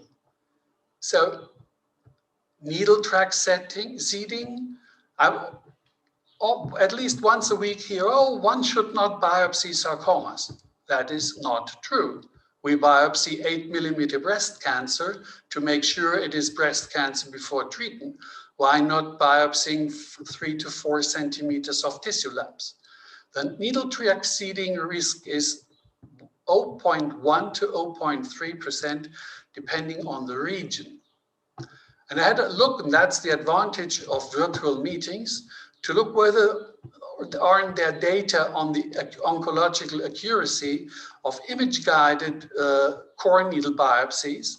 And there is a paper from the US group around Barry Feig, 78 nerve sheath tumors, 19 benign, 59 benign, 19 MPNST. They missed 1 MPNST and had an accurately of the malignancy in 94 of the cases. and schwannoma or MPNST were 100% accurate with core needle biopsy. So how about treatment planning? We all know that in malignancies, we should take it out with clear margins. So if you go do a shelling out procedure, you will end up with R1 or R2. If you do a marginal incision, you might have R1, but you are at least at the risk, have a chance for R0. So everybody says 1 centimeter of margin, but can you do that really? Take it out as a bullet and take a piece of the femur? Nobody will do that. So if you take it out, you will take a part of the sartorius muscle, a part of the rectus femoris muscle, a part of the vastus intermedius, and take a cuff of muscle around the tumor to take it out. And the deep femoral vein is the limit. So metric analysis in terms of centimeters is really not useful. So it might look afterwards like this. You have a clear margin and you make sure that you can close the wound adequately for post-operative radiation therapy. That's from the JCO saying that R1 means tumor at the inked margin. And this is clearly worse than having an R0 resection. If you have tumor not at the ink, but within 1 millimeter from the ink, the difference of R0 to R1 with 1 millimeter goes smaller. There is a group from Bochum, plastic and reconstructive surgeons from Ulrich Steinau and Markus Lehnhardt. They analyzed more than 1,000 patients treated over the last 10 years. And they nicely can show that if you have an R0 margin, it does really not much matter whether you have 5 millimeters, 2 millimeters, or close to 1 centimeter.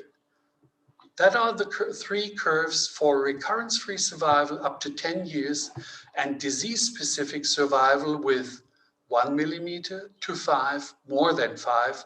So bigger margin does not make better results as long as you know what you are looking for an R0 resection. So how about adjuvant and neoadjuvant therapy?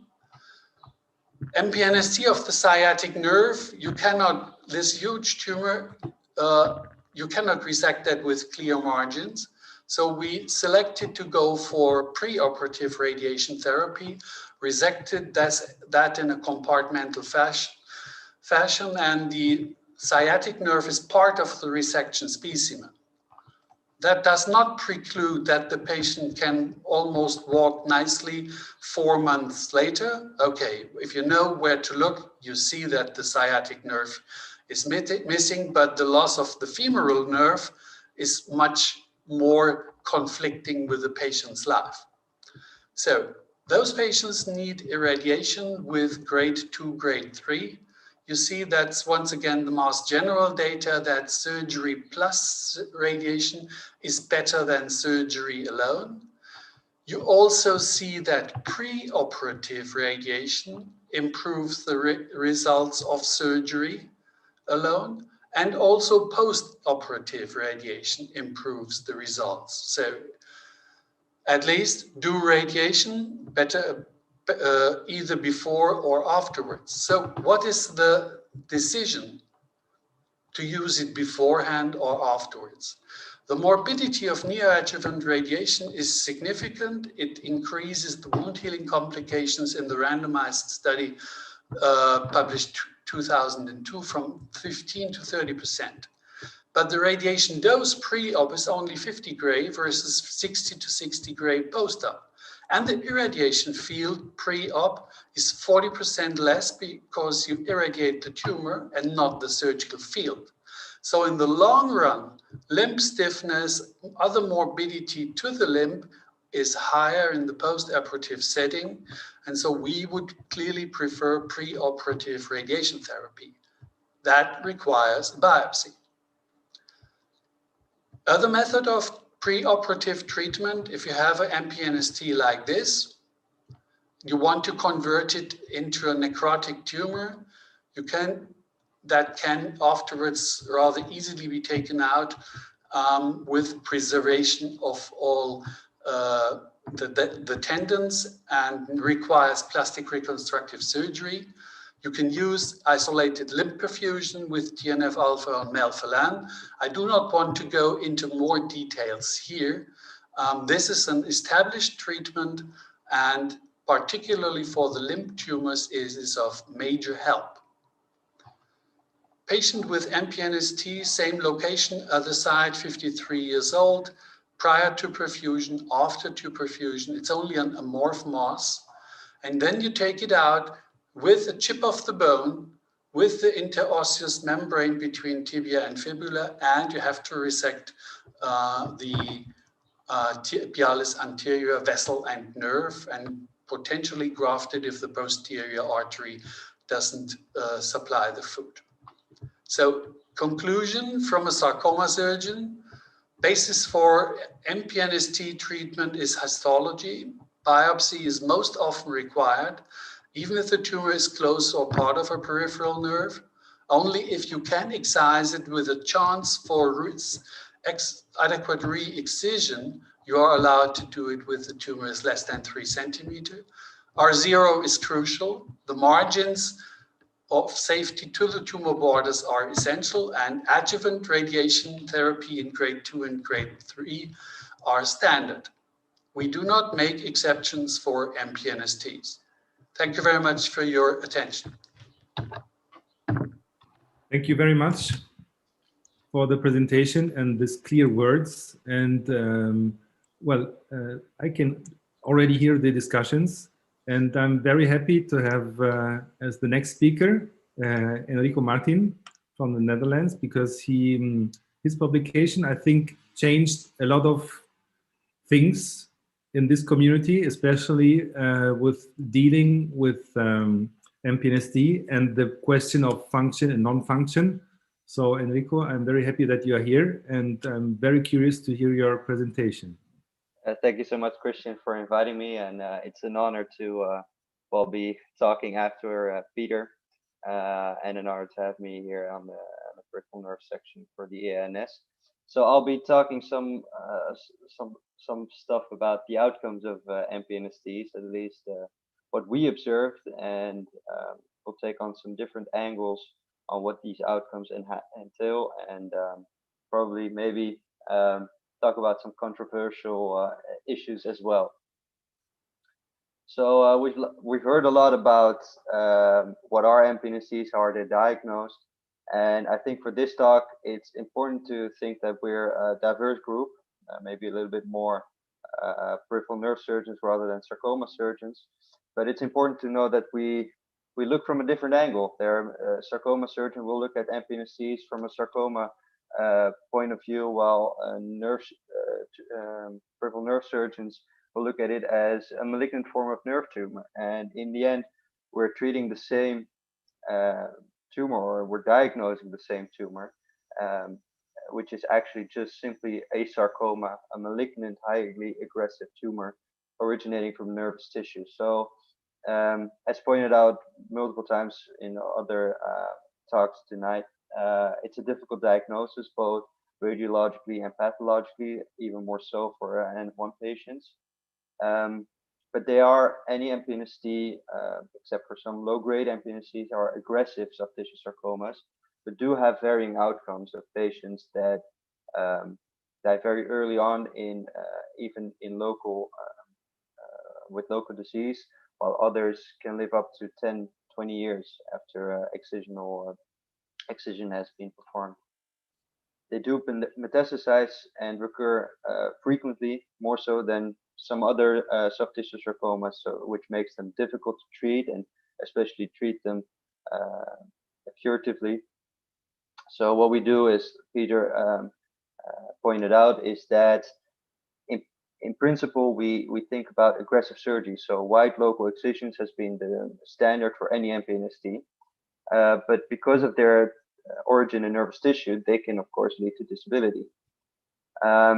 So what I want to talk about is a little bit how do these outcomes vary oncologically, so on survival, and how do the patients present differently, but also how morbid are these resections, because actually we've not heard about this so much because they're very rare and it's difficult to get a grip of how these outcomes on morbidity are found. So at first, I want to talk to you about the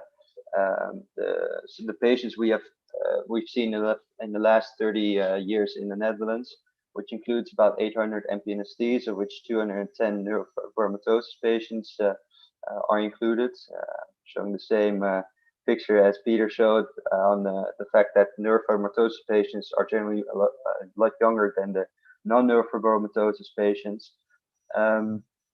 And in these adult patients, we have about 85, so about 15% of those patients present with metastatic disease. And as we can see in the bottom right, these have a much worse prognosis on average compared to localized disease on presentation. So if a patient presents with metastases as at first, they will probably have a median survival of 8 months compared to almost 6 years for patients who have localized disease.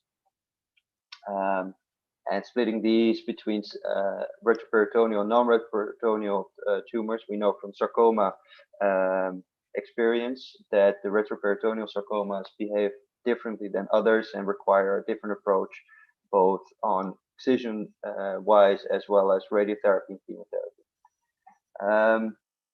What we did is on these 600 patients, so the localized adult MPNSTs that are not retroperitoneal, we made a Cox regressional model to evaluate risk factors that affect outcomes. And indeed, although, like as Peter showed, there's a lot of discussion if neurofibromatosis influences outcomes, or at least survival. We see on a univariate analysis that these differences are not significant, but when performing a multivariate model, we do see that neurofibromatosis patients have a slightly higher risk of dying earlier on, so they have more aggressive tumors. As well as older patients, larger tumors that are deep-seated, so quite general confounders that are found in any sarcoma. But when correcting for these patient tumor characteristics and looking at the effect of your surgery and radiotherapy and chemotherapy, we observed that radiotherapy and chemotherapy overall did not affect survival, or at least was not associated with an effect on survival, which is of course possibly confounded by their indication, but in the overall group there was not a significant effect of it. Looking at the margin, where Peter talked about the R0 and the R1, so the R1 saying that there are some tumor cells in the margin, and for R1 in this study we were able to view all 800 patients' pathological reviews because we have a national database of that. And the R1 was defined as tumor cells at the ink, so not a millimeter, but at the ink. And when we compare the patients that had a complete resection, so R0 resections, to the one with an R1 resection, although it seems a little higher, the difference, it was not significant compared when confronting all confounders, but the ones that are excised partially, so the R1 or weren't excised, did a lot worse, of course. And unfortunately, when looking at the time periods, we have not been able to provide a better prognosis for patients, at least the adult patients, in the last decades.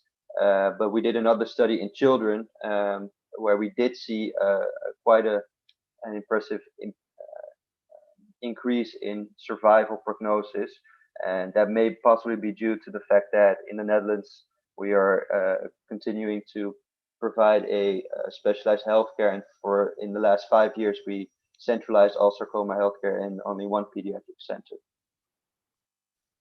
So our group ourselves, we're still looking into the effects on metastasis and local recurrence, but from literature we know that about 30 to 50% of all MPNSTs over time will metastasize, and about 20 to 40% will have a local recurrence. And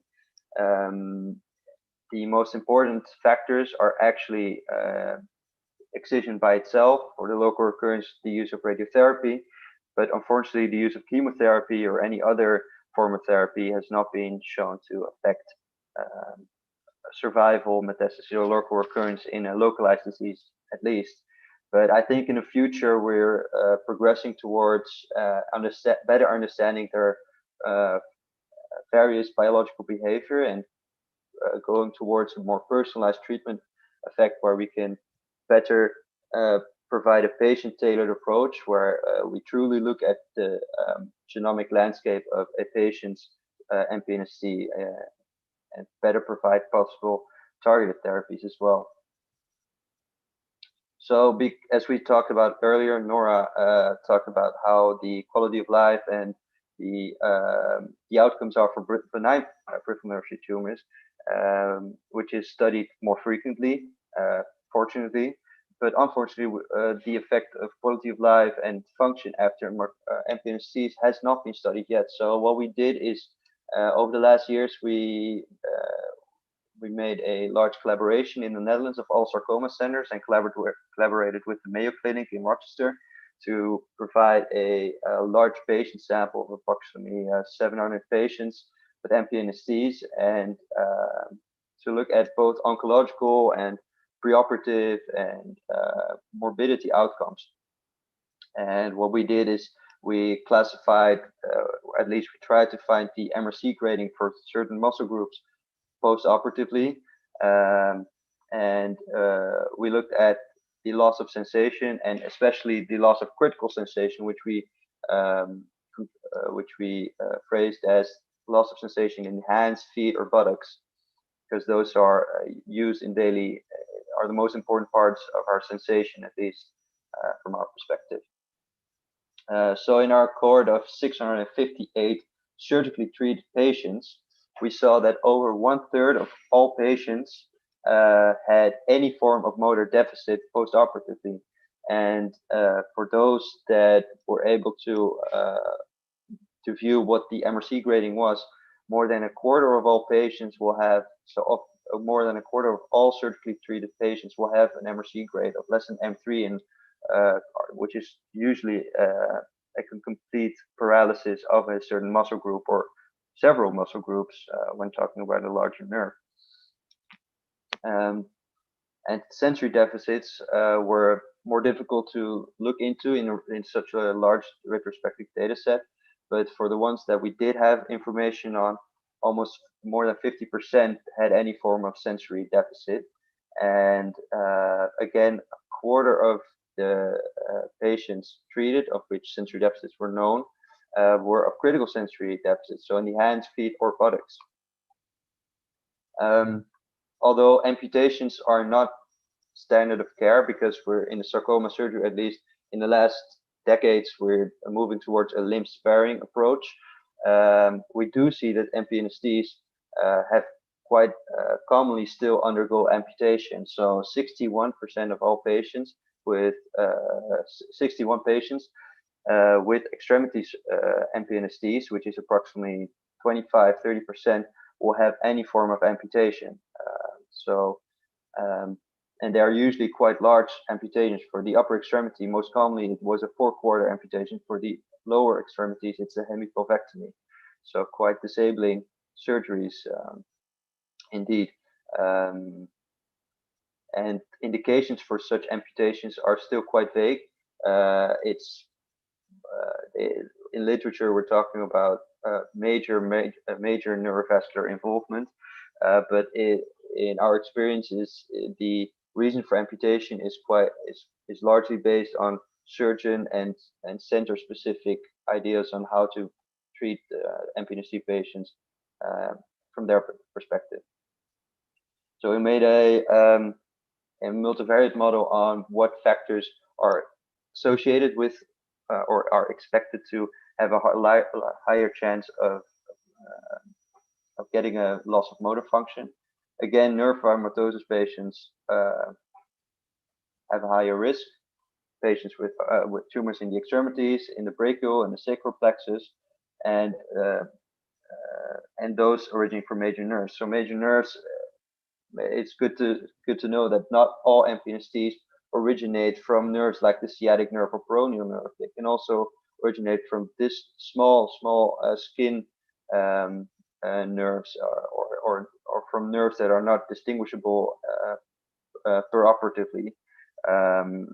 So only about, I think, less than 50% even originate from a nerve that can be distinguished on peroperatively, or especially on MRI. And deep-seated tumors do worse as well, of course.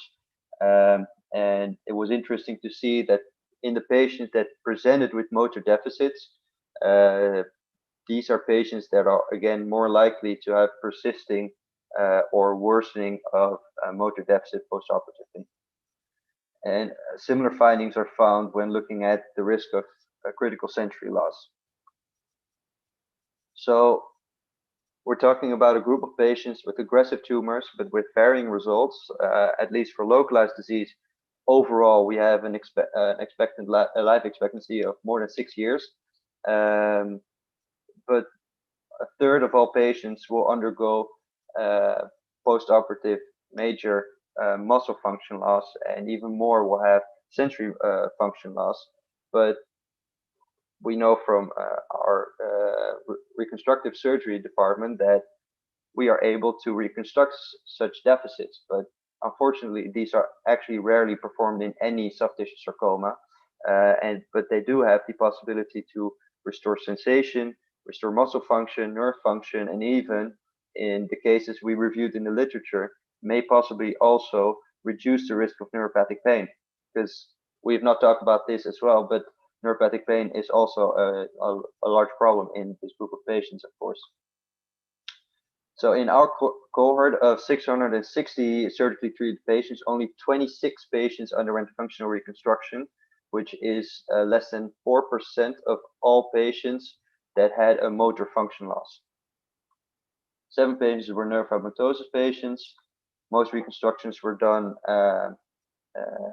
some reconstructions were done immediately at the timing of resection, but most were done in a delayed fashion. From various tumor sites, so from the facial nerve, we did reconstructions, brachial plexus, upper extremity, lower extremity, most commonly the upper extremity, and reconstruction type varied from nerve grafting to nerve transfers, tendon transfers, and free functioning muscle flaps. And important to note is that the majority of patients did undergo radiotherapy or chemotherapy. So I know from surveys, we do know that a lot of surgeons are hesitant to perform reconstructions because the surgical area is a wide resection. There's postoperative complications. There's the use of radiotherapy, chemotherapy. So we are hesitant to perform reconstructions because we think the outcomes are worse. But from literature that is published, the sparse literature that is on this topic, and from other types of cancer, there's no basis on why we would avoid reconstruction because we use multimodal therapy. So from these 26 patients, we looked at how the motor function regain was. A lot of outcomes were unfortunately not known, but the majority of patients with outcomes that were known did at least regain muscle grade 3, and some even muscle grade 4 motor function. So yeah, outcomes vary, but they do they are able to restore some, or at least full functional gain of motor function. So in conclusion, the resection of MPNSTs do provide a lot of morbidity. So in my opinion, I think with our results from our nationwide study on the effect of R1 resections in MPNST specifically, I think that is a point of attention that we need to address in future studies, hopefully in a case control study where we can view on how we could possibly provide, at least for lower grade tumors, this aspect, and especially in the form with or without the use of radiotherapy to provide this close margin surgery, because in brachial plexus tumors, the MPNST does not always involve the complete plexus, but a lot of surgeons do tend to remove at least the largest part of the plexus if an MPNST occurs in that region.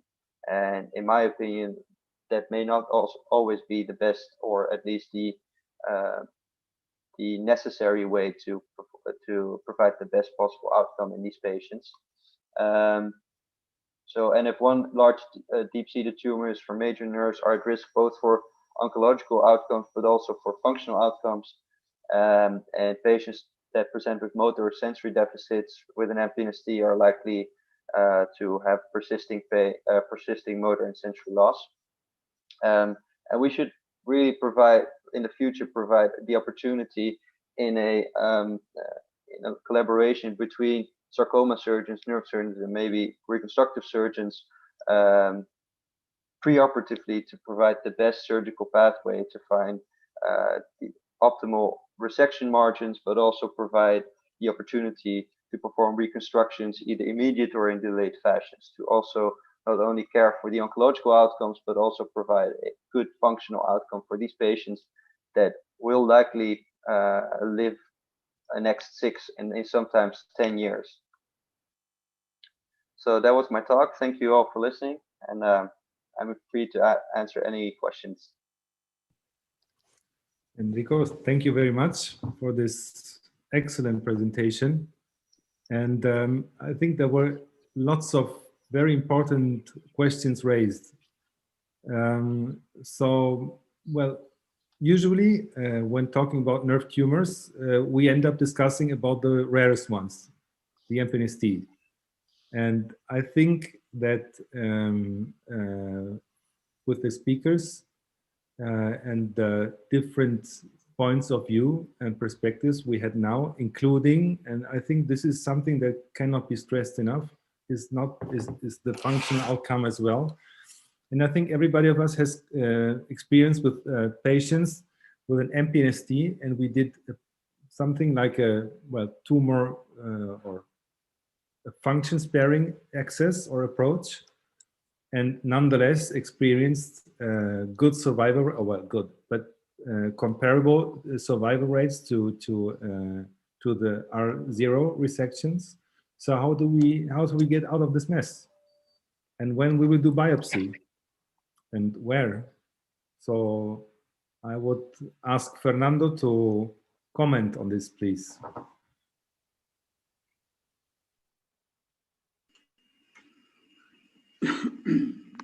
As I told, I think Peter and I agree. Malignant tumors, or probably malignant tumors, should be biopsy. What kind of biopsy? I told you before. We use core needle biopsy, not the needle aspiration biopsy. We don't use that. The problem for me in my environment is the support of imaging. So we have a CT to support CT guided biopsies. They are done by the radiologist, the interventional radiologist. And the other point, I stressed it before, and Peter said, how do you treat malignant peripheral nerve tumors? You need to have histopathology. This is a big point. I would like to know if all of you, I suppose you do, you have a pathologist experienced in tumors of the peripheral nerve system. I have a pathologist that, thanks God, works with that. So the diagnosis is easier and I can trust the diagnosis. But this is not common, I think. This is not common, at least in my country. You don't have experienced pathologists in the pathology of peripheral nerve tumors. This is one point. This is one point. The other point is that I told you before, we changed our approach. In the past, because we didn't have a pathologist experienced with that, we had difficulties in doing image-guided biopsies. We had to operate the patients.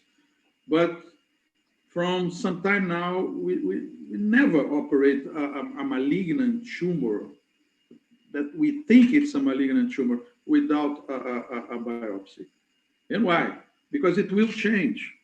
If the tumor is really malignant, I think we must talk with the patient and the family and say, well, I will have to take your nerve out. I cannot only take the tumor because it will come back. So I think a biopsy is really necessary, but we must avoid at all costs, this is my suggestion, to biopsy a benign tumor. And this is a problem. And this I want to ask back. You have more than 50 sarcomas. And the problem in my head is that we sometimes see patients with benign tumors treated like a malignant tumor. Understand what I mean? I mean, well, let's do as it was a malignant tumor. How? We have received some patients operated elsewhere with negative margins. But when you look negative margins from a schwannoma or from a neurofibroma, and the patients have motor deficit. And when you look back in the case, you see, well, the clinical evidence, so I stress a lot the clinical aspect of your exam. The clinical exam and the imaging you have would point it probably, really probably, for a benign tumor. So you should not biopsy. We have a series of patients with more than 30 patients right now. We are collecting all the cases with complications after biopsies, all kinds of biopsies you can imagine. So, I'm sorry. I fully agree with my colleagues. For malignant tumors, expect to be malignant tumors, a biopsy should be done. And you need a neuropathologist experienced in peripheral nerve tumors. Otherwise, the confusion will be greater. Thank you. Enrico or Peter, would you like to directly comment on that? Yes, please. So I think we are not far away out. What you see we see two different, let's say, flips of the coin. You see overtreatment in benign lesions. I see undertreatment in malignant tumors.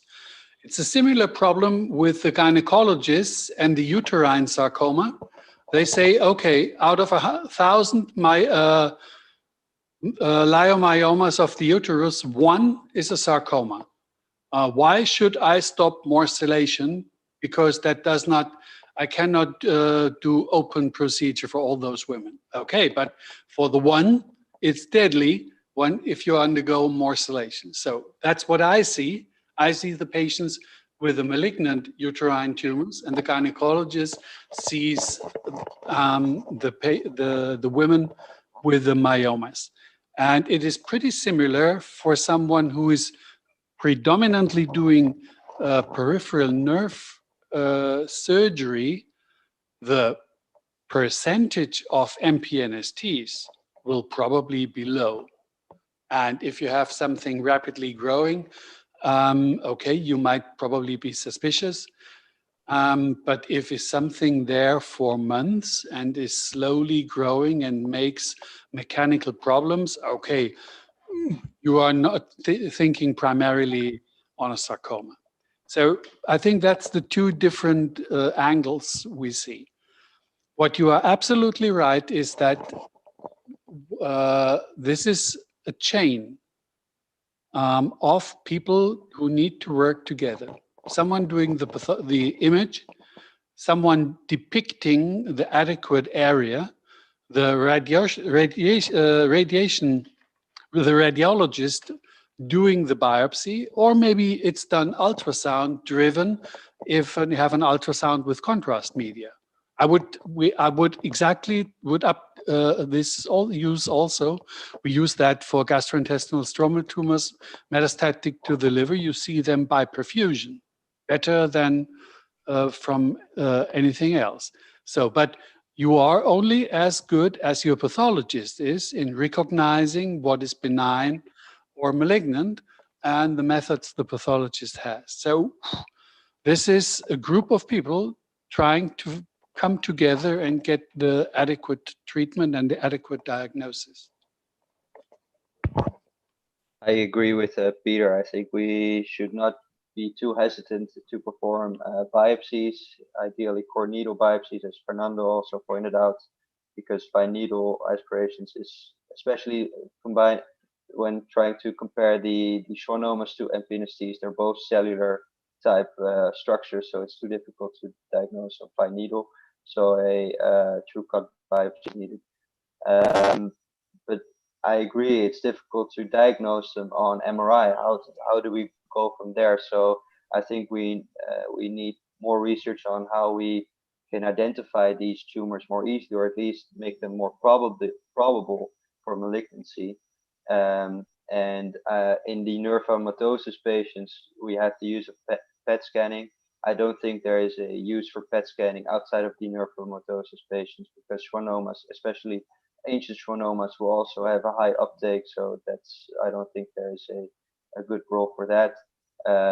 But when using MRI, and especially in the centers that are fortunate to have diffusion weighted imaging, the use of ADC values has been shown to provide quite, or at least help in distinguishing both, with about a sensitivity and specificity about 80 to 90%. So combining that with other factors, especially the clinical view, the fast growing, and other to be defined set of factors, I think we should biopsy the suspicious lesions. Maybe I can add from the pediatric neurosurgeon, or from the neurosurgical point of view. As you already said, we are seeing mostly benign lesions, and I rather, in our own centers, I think we don't have the problem of not becoming suspicious and running into a malignant tumor by chance, because the clinical features, as you mentioned, the MRI features with the ADC values, if you have a dedicated MRI, and you always can do a PET, and mostly it's the clinical features that lead you, the history and the symptoms, to the suspicion of a malignant tumor. I rather see the problem in the periphery. And I think Christian and Nora see it similar. We have these patients which have a clearly benign lesion. Everything is benign. The MRI is benign, and the history is benign, and they are seen by an orthopedic surgeon or somewhere, and they are just biopsy everything.